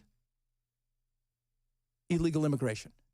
And if I'm him, I tell him, look, you put 5,000 at this border and you put 5,000 on your border on the other side, where people are coming through in droves and starting their treacherous journey through Mexico. Stop them before they even start. Because that's what you're going to have to do. Because, once they get here, getting through certain areas isn't that tough. But it also puts you in a position where you can capture them and immediately, as they say, repatriate them right back into Mexico. Just turn you around, drive back across. It's that simple. So this one's done. Now on to Canada, and I'm still unsure what we're doing with Canada. Not quite sure what the big, the whole thought of this one with Mexico is obviously illegal immigration. Canada doesn't really have that big of a problem with illegal immigration. And fentanyl, not that much. It's negligible compared to what goes on in Mexico. So I couldn't tell you what all of that is going to be about, but they're going to meet later on, Trudeau and him, talk on the phone, and, see where this goes. Everything is a negotiation. That's the beauty of what Trump was talking about earlier. It's all about negotiation, negotiation, negotiation. You've got to be willing to negotiate. You have to be willing to have conversations where you realize you might have to give something up. They're a huge trading partner. We get so much of our oil from there. And a lot of you, as we've talked about this throughout the day, so we can drill, baby, drill. Okay, that sounds fine, except for the oil that we need for our refineries is heavy crude. They produce heavy crude. So you want to make sure that, we focus on, okay, what do we have to do to get you guys to do whatever it is? And again, I don't know what we want from them because I've heard a lot of things, and fentanyl was one of them, and I don't think we have a real issue. And I don't think we have tons of fentanyl pouring across the Canadian border. I don't think we have tons of illegal immigration happening across the Canadian border. I'm not saying there's none, but negligible compared to what we have at the southern border. But all of these are just incremental steps to get something. And they're not talking about China, because China, we've had a mini trade war forever and a day with China. Trump put on a ton of tariffs the first time, didn't remove them. They're still there. Biden even increased some of them when everybody thought he was going to get rid of them, and he didn't. Put some more on. So they're still there. But we only hit him for 10%. So it'll be interesting to what Trudeau says. A lot of people have asked, what the hell is Tim Hortons? Never heard of it. Because I said earlier, we're going to get Tim Hortons. And I said Wayne Gretzky, but then somebody reminded me, my buddy Jim said, hey, dude, we already have Wayne Gretzky. He lives in Sherman Oaks. I'm like, that's right. He does. So I don't know what we're getting from him. I couldn't tell you. It's going to be, and I have a feeling they'll come back today and go, I had a nice talk with him. We decided to pause it for a month. And dairy is an issue. I know that there's some things we can sell there that, we can't sell there without massive tariffs, which makes it so their farmers are protected, their dairy farmers are protected. And that's how tariffs work. We have trade deficits with this country because we consume so much. And our consumption, because we like cheap goods. I mean, we do. We love cheap goods. We like to be able to go on Amazon and go, oh, cool, 12 black shirts for $10.99? Hell yeah. I mean, we do. I mean, let's not pretend that we're, go to Walmart, go to Target. We love the cheap stuff. What is going on back here? Fantastic. What the hell was that? So if you guys can't see at home, I'm sitting here talking, and behind us is our new screens, and in the middle of it, it just, like a ghost, just rises up all the way to the top. And that was that. I was trying to get the camera to move to where they could see it. And that was pretty awesome. Won't cover that area. Did you hit something? I thought what would I hit? No, I thought it was you. I thought there was a button you could magically push. Not for the host booth. Not for the host booth. There you guys go. So if you guys didn't know that, we got a lot of stuff happening here. We got ghosts. Lots of ghosts. Too many ghosts in this place right now. Wigging people out. Because like today, we're having issues, right, with the stream. So if you're looking at Twitter or Twitch and stuff, you wonder what it is. We're all on YouTube right now. That seems to be the place that's stable enough to have all of our stuff. So that's the best place to go see it. Anyways, that's where we look delicious. Actually, right now we're working on everything except for X, and that looks like it disconnected after I'd gotten it running. So there you go. So there you go on that. On top of all of that, Trump and Elon decided to get rid of something today. And it is something that apparently the Democrats are very upset with. And this is the freebies to the world. So the United States agency, it's called USAid.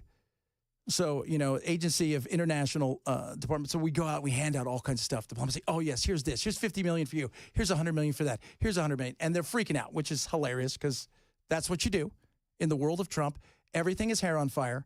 Everything is the biggest, craziest, most lunatic thing in the world. It has to be. You overdo it with Trump.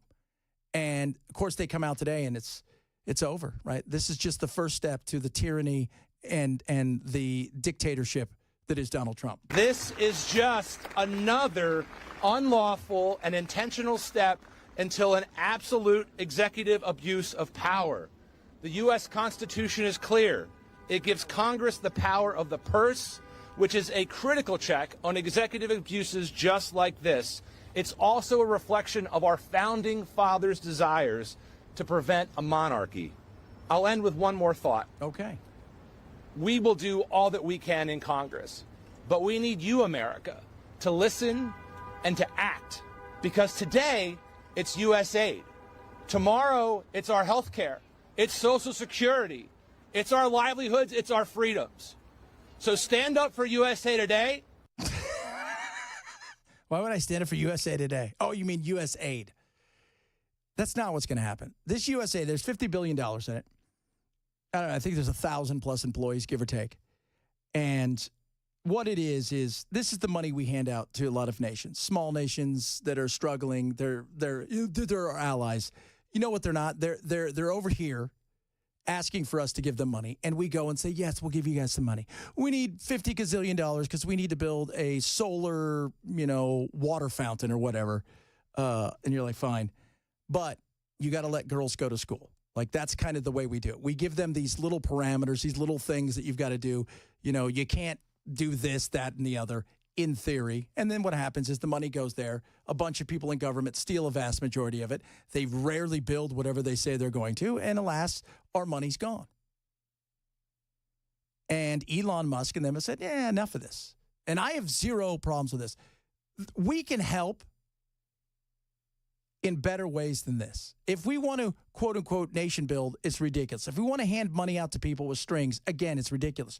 China has made inroads into places like Africa because they go and they hand money over with zero strings. And people are like, they're doing, first of all, you're an idiot if you think they're doing it for free. Right? That's like if a mobster does a favor for you and you think they're not going to come knocking at your door one day. Oh, they will. And eventually China will.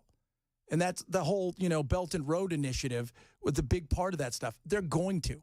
The difference is we tried to be like forward. We want you guys to be more inclusive. We want you guys to have more blah, more trans people in, this, or more of, women in STEM fields, whatever ridiculous thing we asked them to do.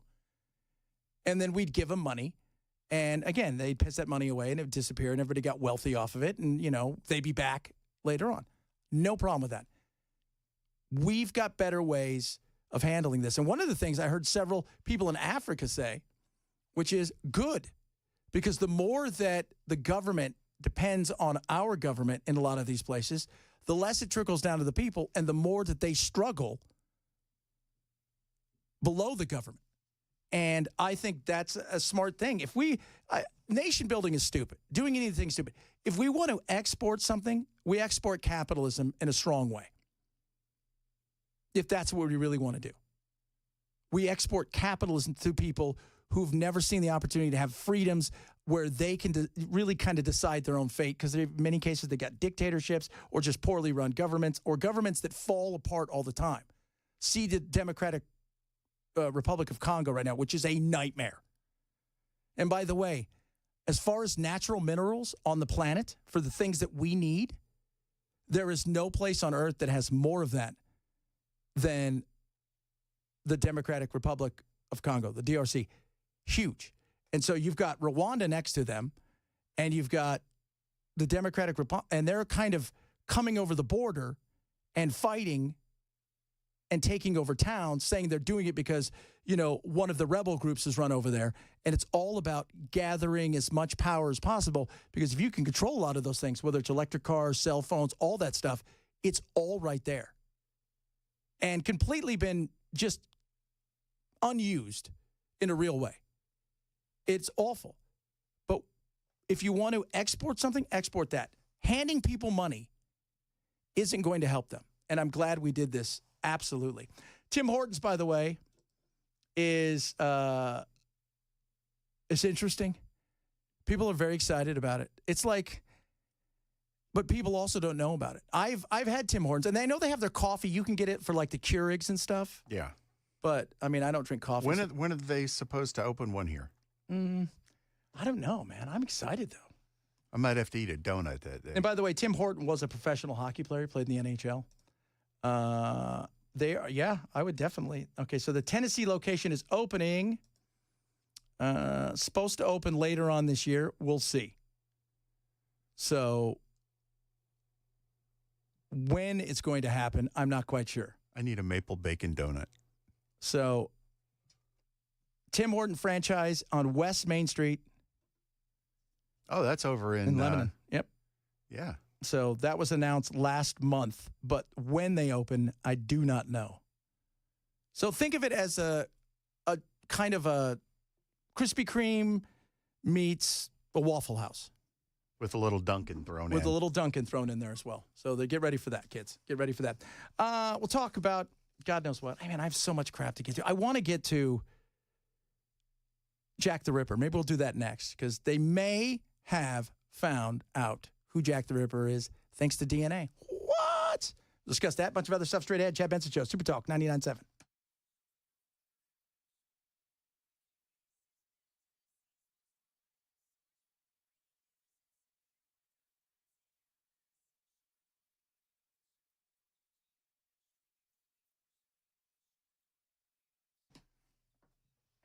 Raycon, best earbuds around. I wear my Raycons every single day. You can wear them for hours without hurting your ears. 8 hours of talk time, 32 hours of battery life. Just incredible. Right now, 20% off site-wide. That includes their amazing headphones, like gaming headphones, a bunch of other things.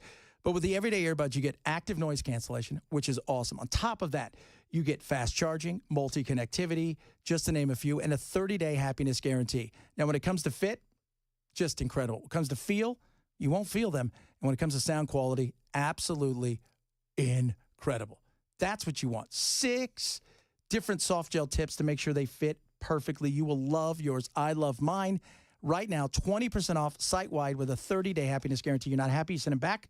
No questions asked. They give you your money back within 30 days. Go to buyraycon.com/Chad today. That's buyraycon.com/Chad. For the best earbuds, 20% off site-wide, buyraycon.com/Chad.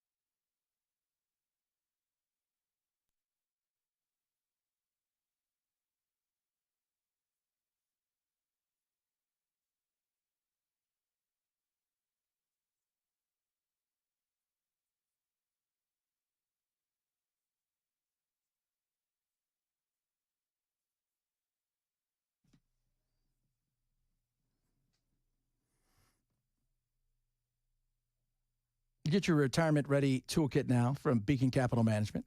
The recent presidential elections had most of people wondering what's going to be affected. Money, investments, even retirement. Well, you're not alone.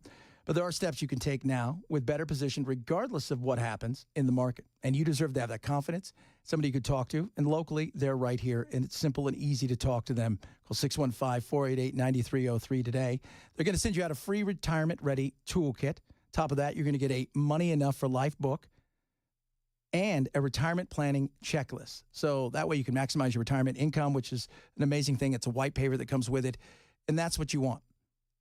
They're about you and your retirement, and especially if you're in retirement or ready for retirement today. No pressure, no cost, no obligation. Call Beacon today, 615-488-9303. That's 615-488-9303, or find them online at askbeaconnow.com. Mexico's president is reinforcing the border and therefore gets a 1-month reprieve from 25% tariffs. And a woman has been charged in connection to the mass panic at Opry Mills Mall over the weekend. Wait until you hear what she did. Coming up at 2:30 on Super Talk 99.7 WTN. And they asked them a question today, and I'm sure if you're of the type of person who just always hates the one team and loves what the other one does, they asked them a question about the crash. And they said, will you visit the crash site? Now, every other politician would go, of course, it was a tragedy. And he went, it's the water.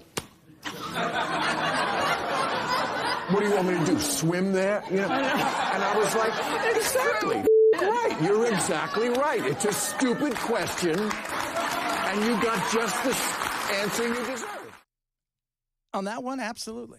Who was asked the question? So Trump was asked the question, you going to go to the crash site? Oh. He goes, it's the water. What, do you guys want me to just swim there? Yeah, we'll take a rowboat out, make it a day. It's bizarre that you think, oh, there's no way that somebody, but what they're doing is they're trying to bait him into saying something ridiculous and saying something insane. And look, God bless Trump. At times, I love him. He's infuriating. And I will hold his feet to the fire if he does. I said last week, I thought the DEI thing was ridiculous. I think there's a time and a place to talk about it. And I think that was the time and the place to talk about it. That being said, they want him to say something insensitive, saying, come back, look what he said. It was so insensitive. We're going to build a nice monument to where the plane went down right there on the spot. Yeah. I mean, it's crazy. And we can, look, it was horrible. It was a tragic accident. They're still trying to figure out what the hell happened. Were they too high? Were they too low? Did they have their night vision goggles on? You know, what? And because remember when everything came out, even on Friday, there was this Joe Ellis person who was supposedly a trans Black Hawk pilot flyer, you know, for this Virginia base that had flown this before. That person had to come out and say, it wasn't me, but people are blaming me on the internet because of this. No, it sounds like it was a tragic, awful mistake. That's what it sounds like. Could it be, you know, everybody's like, well, there was only one person working. They sent the other air traffic controller home. That's not out of the ordinary, by the way. They'll tell you that at that time of night. That is not out of the ordinary. It was a little earlier than normal, but it wasn't that. It wasn't like, oh, my God, there was one person working for everybody. So, but we're always looking to have points. And the fact is they're still trying to figure it out. And we want it figured out today. Victims' families visiting the site yesterday. Today, crews will begin lifting pieces of the wreckage of both aircraft from the Potomac River. The NTSB says some of the most trusted location data shows the crash happened at just over 300 feet. That's higher than the 200 feet the helicopter was supposed to be flying at. But data shows a conflicting altitude reading in the tower radar, which the air traffic controller was looking at before the crash. So was it conflicting? Did he say 300 when it should have been 2? Did it show 200 or 300 and he was at 2 and they say move up? I mean, again, that's what you do to break it down. You try to find, okay, let's do this right. Let's go over everything. And you have to bring everything out. And then on Friday, we had the black box that they finally got from the Mexican plane that crashed in to a Philadelphia, I think it was a mall. It was 8 feet. If you've not seen the crater that thing caused, it was 8 feet down. So they got the black box, but that killed a little 11-year-old girl, and it was like a medevac plane. Everybody says 43 years old. Planes will fly forever as long as you maintain them. I mean, and they're meant to fly, by the way. Sitting on the ground is not good for airplanes. That's when they rust. That's when things go bad. Being in the air is important. That thing, but for whatever reason, it started and it got a couple hundred feet in the ground and it just took off. And who knows what happened there. But there was a bunch of injuries on the ground. A bunch of people died. It was horrible again. And I saw a pilot over the weekend come out and he tried to get people to calm down because it's hard. And he said, look, this is like the most important thing in my life. I'm blessed to do this. Everybody needs to relax. Some of you are scared.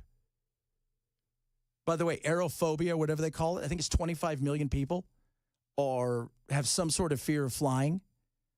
And he came out and said, look, this is the greatest honor of my life is to make sure that I get you guys to and fro.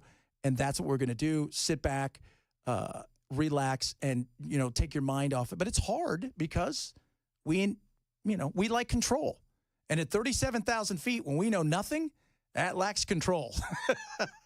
No matter how many of you think you can land a plane. I know who you are. Coming up is the greatest mystery of serial killers finally solved. Have they solved who Jack the Ripper is? We're going to talk about that. Plus, we got Matt coming up at 3 o'clock. Who knows what he's going to talk about? I heard there's something about tariffs. Maybe he does, maybe he doesn't. But we're going to talk Jack the Ripper straight ahead. It is the Chad Benson Show. Super Talk 99.7.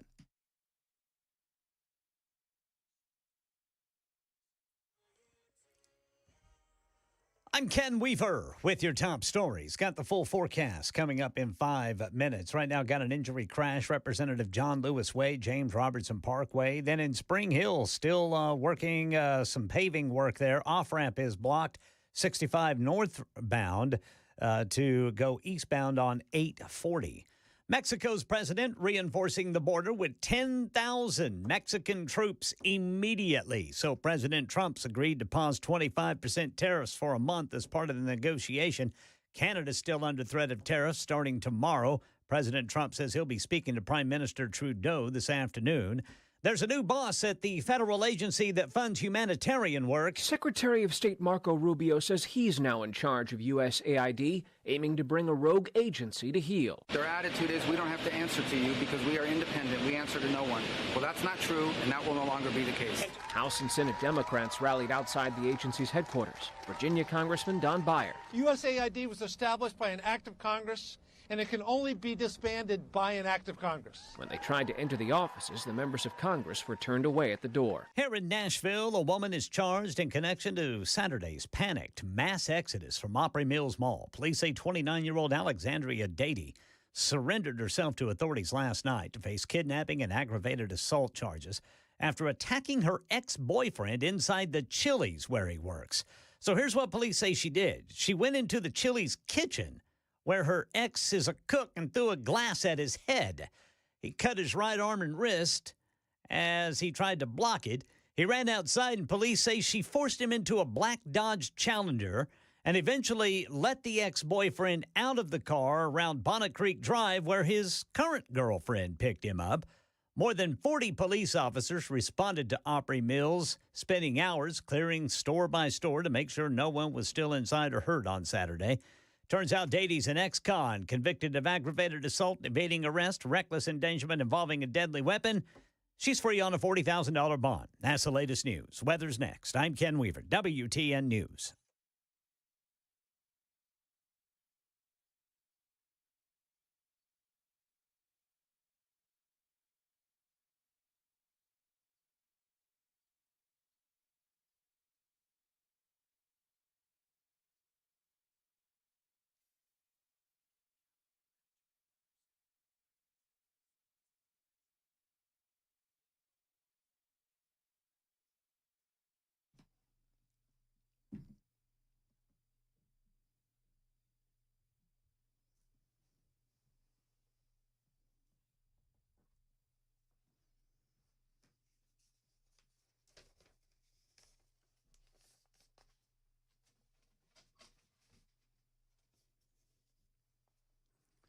Rough Greens, ruffgreens.com. Go there, get a Jumpstart trial bag of Rough Greens, which is this amazing supplement, powder form for your dog or your cat. And all you have to do is sprinkle it on top of your dog or your cat's food once a day. They'll eat it up and love it, and you're going to love what it does for them.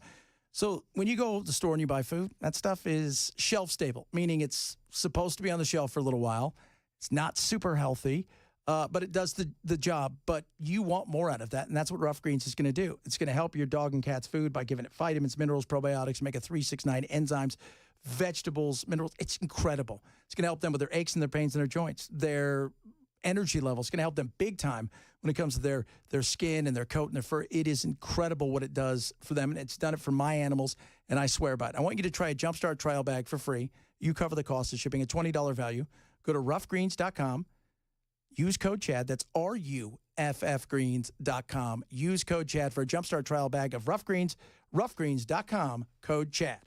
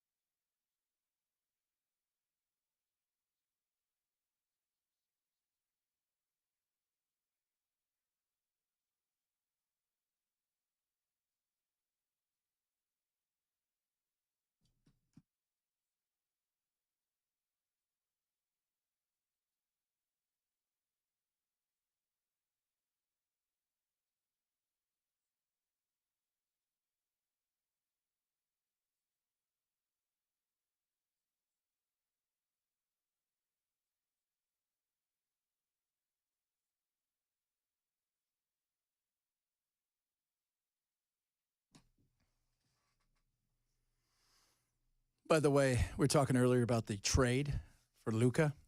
He closed on a $15 million house in Dallas last week. They said he cried for hours. You're going to Los Angeles. Oh, by the way, they charge 13% when it comes to taxes. And that's just the state level. Oh, my Lord. 13%. Have fun, Luka. Guess you should have worked out a little bit more. Someone asked Trump about DEI, and he said, it could be. There was a time and a place. That's it. That's what he said. It could be. But he brought that stuff up, and they have all brought it up on numerous occasions. I get it. They're more focused. Even Sean Duffy today. They're more focused on a lot of stuff. Yes, they were. Absolutely. But everybody's looking for, I saw somebody try to blame Trump today or this weekend on MSNBC. Well, he's at the helm, so it's his fault. It's not his fault. This was a tragic accident. Stop blaming people before we even know what happened. What if there was a medical emergency, we never knew about it? What if, all these things are the what ifs, but we could at least let them get the bodies out and let the family have a little grieving time, you would like to think, but we don't do that anymore. But it is interesting when we talk about certain things because something like that is horrible. Something like this is an adventure. So when you go to England, you can take the Ripper Walk. So you walk to where the Ripper killed all the victims. And, people get drunk along the way. And you're like, oh, my God, this is totally crazy. We're from Wisconsin. It's like, it's crazy. Wow, you stuck a knife and just cut it like a fish. That's crazy. Take a picture, babe. Wow, look at me. And that's what, and the guy walks around and goes, let me tell you something about the Ripper, blah, blah, blah, blah. I did it a bunch. It's fun. Look at you laughing in there, Bill. You okay? Sorry. It's just the visual that goes with the voice, and it just kills me. But, isn't it weird, though, that it's just a real weird thing that we go to, like, an adventure like this. But it's one of those mysteries in life that has never been resolved, and it makes it more interesting because it hasn't been resolved. Yeah. But we don't do that with the Zodiac Killer. We're like, and this is where Ben and Sharon got blasted. But the whole thing with the Ripper is that historical context and the fact that it happened so long ago, but we still don't have answers. Yes. We don't have answers for the few. Well, maybe we have answers. What? We might have answers now. We might. Bella's right. Mr. Edwards here is a person who has long been studying this for all kinds of reasons. And earlier today, he was on television telling everybody they believe now they know who the Ripper is, somebody that a lot of people suspected for quite a long time. So the name of the murderer, which has always been known, the name is Aaron Kosminski. Aaron Kosminski. Okay, so write that name down if you had that on your Ripper bingo card. Aaron Kosminski. He was a Polish immigrant Jew that came over to Whitechapel in 1881 with his brother, and he was 23 at the age of the murders. He was suffering with schizophrenia, that we know. We know when he was admitted into the asylum, Coley Hatch, that his occupation was hairdresser or barber surgeon. So in those days, you had anatomical knowledge, which when you know the case, you know that the murderer must have had anatomical knowledge to commit the crimes that he did. Now, in 1891, there was a document called the McNaughton Memorandum, and in there it actually says that Kosminski had strong homicidal tendencies, that he was a strong suspect, and he was prone to solitary vices and auditory hallucinations, which all point to schizophrenia. Yeah, crazy. So they're saying he was big, he was crazy, and he had anatomical, because if you were a barber back then, you cut hair, but you also knew how to do other things. They called it a surgeon, right? So little cuts, little nicks, little things like this. It was a different time. Like being a blacksmith, you could have been a doctor as well. Like you're taking bullets out if you're a blacksmith. Like I got to get to this horse, and then I got to take the bullet out of this guy in front of me. And that's kind of it. So this guy started putting stuff together starting back in 2000. He's been trying to solve it forever and a day because he has no life. And he got a hold of like a shawl that Mrs. Eddowes was murdered in. Okay, so it was in March 2007. So now we're looking at 18 years ago. It was my mum that called me because it was all over the press that there was a shawl for sale that was purported to be taken from the fourth murder scene, that of Catherine Eddowes, and that's how I was introduced to the show. His oldest brother's great-great-great-granddaughter, she helped a lot with the case, but actually it was the descendants of the fourth murder victim, Catherine Eddowes. It was her great-great-great-granddaughter that gave us the DNA that we matched with the blood on the shore. So they got the blood, they got all the stuff they needed so they could break it down through DNA. And, I mean, it's nowadays it's pretty simple because as long as there's something, and it's also weird that you have somebody's shawl that has been murdered and there's blood all over it, but whatever, I mean, this is your jam. This is the thing. What if you solve this? You got nothing else. Then we move on to Amelia Earhart. Is that it? Yeah. We're flying him somewhere to the South Pacific? Yeah. Continue, sir. So what we need to do is to write a letter to the Attorney General, which we've done, requesting permission to go to the High Court, to then from the High Court to give us permission to go to the Coroner's Court to have a second inquest. So with the 4 questions, who, how, where, when, are the questions of an inquest. They've been answered. But how the victim came across the murder, that's where the point we point to, because we now know the name and we've placed the murderer at the murder scene. We want that to be public knowledge now and accepted by the courts. So I don't think they'll get it. And I'll tell you why. It's big business. It is. Some things you don't want solved, right? Like Kennedy. It's business. People, I mean, the mystery itself is an industry unto itself. What's the museum itself pull in a year, do you think? Oh, a ton. I mean, same thing here. I wonder what Ripper walks. I mean, because when you go there, they've got the ghost walks, all that stuff, but they're just, people are lined up for days because they're curious about it. When you do a Ripper walk, how long is it? Depends on how good the person is, because oddly enough,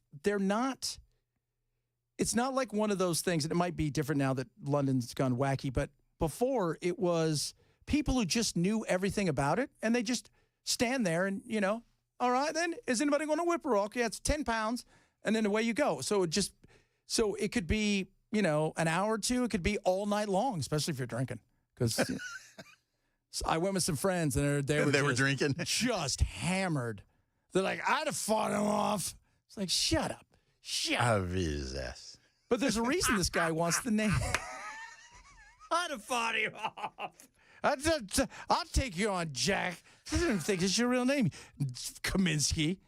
Well, and something else that I think you left out is that as a barber, he would have had access to the sharp stuff. Yeah, the sharp tools he needed. That's like Sweeney Todd. Yeah. Well, there was thought for years that it was one of Barber Fleet Street, which Sweeney Todd was. But there was thought for years that it was one of the royals, like surgeons, or that's what they call doctors. Yeah. That because of the anatomically, they knew where everything was and how to.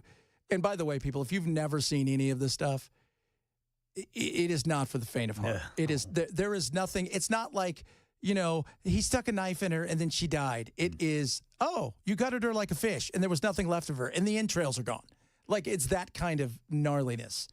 But this guy wants to clear Jack's name, whoever Jack is, which I find bizarre. Really what we want is to stop the name being bandied around, because the name actually was created by an enterprising journalist and actually doesn't have anything to do with the murder whatsoever. But this is the name being given to this murderer. And also, really, no more people coming up with false, I would say, suspects. There are only ever 3. So we basically want to close the story. That's really what we're trying to do. But I'm not sure London will be all about that. And I understand why. I mean, it's not the same having, here's Jack Kaminsky, or whatever you want to call him. Oh, but when you look at him, he looks like, they've got one picture of him, I think, when he's 16, and he looks a little bit like Ryan Reynolds. And like his whole family knew that he was homicidal, and he was apparently nuts in a major way. And the minute he went into the asylum, the murders stopped. And so that was the other key side of it, because they thought maybe he'd come to the United States or maybe he went here. So, but this one with DNA seems to be the one. But I just don't see how, if I'm Britain, I want to open it because it's good business. Somebody just texted and said, hey, I went last October, the Ripper tour. It was amazing. How long was your Ripper tour? And some of them, by the way, they have pictures of the stuff. Like some of them dress up big time too. They get the full garb, like it's the 1800s. Hello there, welcome. So it's I just don't think they would want to get rid of him. I just don't think, you've part of the folklore. Again, like we were talking about earlier with some of this stuff, it's like Nessie, right? Everybody's curious. They want there to be a monster, but they don't want you to find out there's not a monster. Yeah, exactly. That'll ruin it. Right? Like that ruins it. Because I've been to Loch Ness, which is, by the way, in the middle of godforsaken nowhere. Like, you have to go out of your way. I'm like, I don't even care if there is a monster at this point in time. And I will tell you, if you want to talk about cold all the time, never a warm time in Loch Ness. Never a warm time. So, but yeah, some of you, the theories, there's been tons of theories.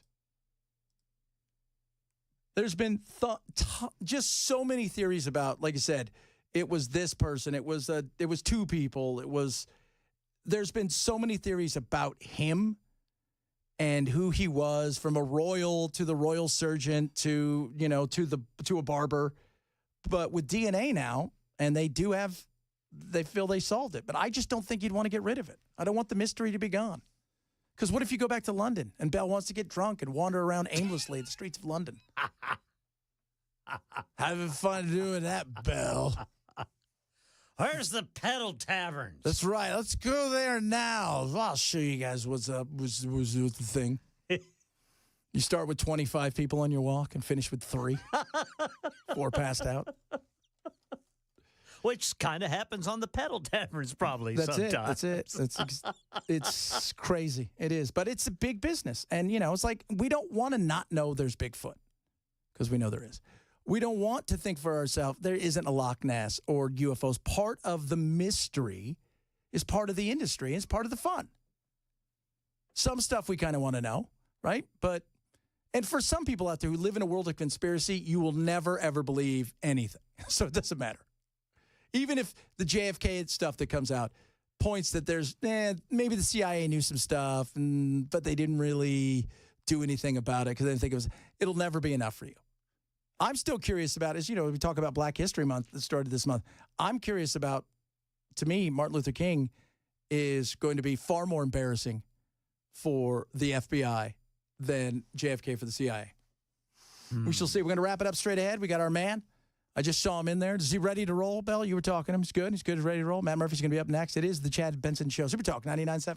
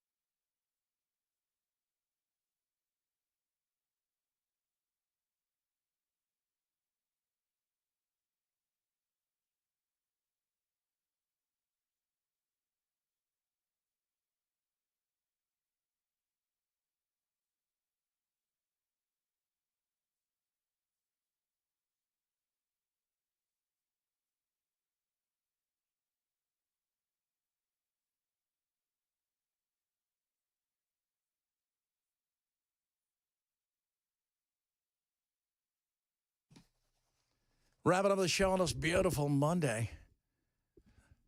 Matt Murphy is here. They call this a Chamber of Commerce Monday, Chad Benson. It's beautiful outside. I think we should field trip the afternoon show. Yes, sir. Where we going? Of doors. Where are we headed? What do you think, Weaver? Let's go hop on one of those pedal taverns. Well, I mean, that's an been trying idea. to drink for the last 2 or 3 hours in here. I do not know that. I think it all started with Dan Mandis this morning. I don't know if you heard the Nashville's morning news, but Mandis spent all morning explaining to people how he drank all weekend long. Yeah, he's got a problem. Feel sorry for him. I mean, it's okay. I wish him the best. I think he's going to get some help. What type of milk was it? I think he'll be okay. No, he drank like 6 bottles of wine yesterday. Didn't you hear? I'm not buying it. So you're not buying it? No. I mean, apparently he didn't buy it either. It was given to him, and there he you just, go. I can't say no. There you go. No, it's a beautiful day outside. Gorgeous Monday. It's 73 degrees right now. It's odd. It's spring. It's odd. Spring is in my step. Apparently the groundhog said so, so there you go. I know. That stupid giant ground beaver. We have an update on that situation out of Mount Juliet. I don't know if you know this or not, Chad Benson, but we, in the Murphy compound, have Mount Juliet Gary. Gary the groundhog. We have Todd. Who takes up residence in the storage building behind our house. Yeah. And he's been there. He predates us. I mean, we moved in, and my neighbor said, hey, there's a groundhog back there, so just to let you know. Do you see him a lot? Yeah. Okay, cool. I mean, he went into hibernation. So they hibernate, and we're waiting for Gary to go into hibernation. But Erica feeds him sweet potatoes. As you do. And he loves sweet potatoes, yay. Carrots right up there with sweet potatoes. Apples, not so much. Not so much. Not so much. He doesn't want to be diabetic, Gary. But no, we got it. We got him conditioned. I wouldn't say trained, but we got him conditioned to the point where where he's got like 2 holes, probably an extra exit strategy if he needed it. Oh, he's got a 2-bedroom, 3-hole. Oh yeah, man. We caught a cat coming out of there one day. I'm like, what are you doing, Gary? A lot of species going on in here. I mean, the old cat's doing the walk of shame. So he comes out. No, he comes out and he eats clover in the yard. So if the dogs aren't outside, he'll get out in the yard. He'll just eat. And it's very fun to watch. I don't know why. I mean, maybe I'm just old, but you just watch and they're very cautious. Yes. Very cautious creatures. And so he'll be doing something and he'll think he hears something. Well, yeah, because your whole life is everything's out to eat you. Right, exactly. Right, so, that's it. And he'll whatever he thinks he heard, he'll stare at for like a minute and a half. Won't move, and then slowly he goes back to what he was doing. But he's been a little hibernate-y, which leads me to my rant about Groundhog Day that I will initiate sometime in the afternoon. Why did we pick a creature to magically tell us what winter was going to do that is asleep? I mean, the groundhogs hibernate. Because we needed a way to bring people to our crappy little town and drink ale in the 1800s because we didn't have Jack the Ripper, so we got this Puxatawny Phil. I mean, I guess. I mean, I get. And they're not good at it, by the way, either. And you got to pick a creature, I suppose, that you don't eat. Well, you could probably eat those. I mean, you could, You're not but we gonna eat don't. Gary, because you've named him. Once you name something, it's hard to eat it. You can't eat it. Right? Gary's funny, though, man. But Gary made no appearance yesterday. And that is part. I don't want to give up too much for the afternoon show, but Mount Juliet Gary had a definitive message on Groundhog Day. It's like, you people need to look on your damn apps. I don't know why you're depending on We're not good at this. I don't have I don't have a Doppler or anything. I was asleep. You woke me up, and you're asking a marmot. Where is he underneath? He's underneath. He's got a burrow underneath the storage shed. I'll show you. How big is he? Yay big. I mean, he's probably, I'm guessing, 20 pounds. Oh, that's pretty big. It's about as big as Mrs. Beasley, my smaller dog. How close does he let you guys get? So you can go in the yard if you can go in the yard, but if you move toward him, he leaves. He gets out of there. But we had 2 cats that were stalking him. So we have a cat that we're trying to run off that's in the backyard that is trying to take up residence. That's the cat that we caught coming out of his burrow. Oh. And then there was another cat, and the cats were like stalking Gary, and Gary's eating his clover like he did not give a rip. Let those cats get within, like, between me and you. Yeah, well, I mean, the cats. But the cats were no threat. No, because they're what, 8 pounds, 6 pounds? Yeah, I mean, the cats seemed to look as if they were ready to take Gary out, but Gary did not seem concerned. No. I think that we could condition Gary to let us sit out there and watch him eat, but we've conditioned him enough where you take a sweet potato out, you put out the sweet potato when he's up. He's been asleep since the snow, but you put the sweet potato out, you go back in, you wait 5 minutes, and Gary is coming out. He gets the sweet potato and puts it back in and takes it to the burrow. This is the party coming up, ladies and gentlemen. So stick around here with Matt Murphy and Rodent Talk straight ahead. You guys have a blessed rest of your day. We'll do it again tomorrow. Super Talk 99.7.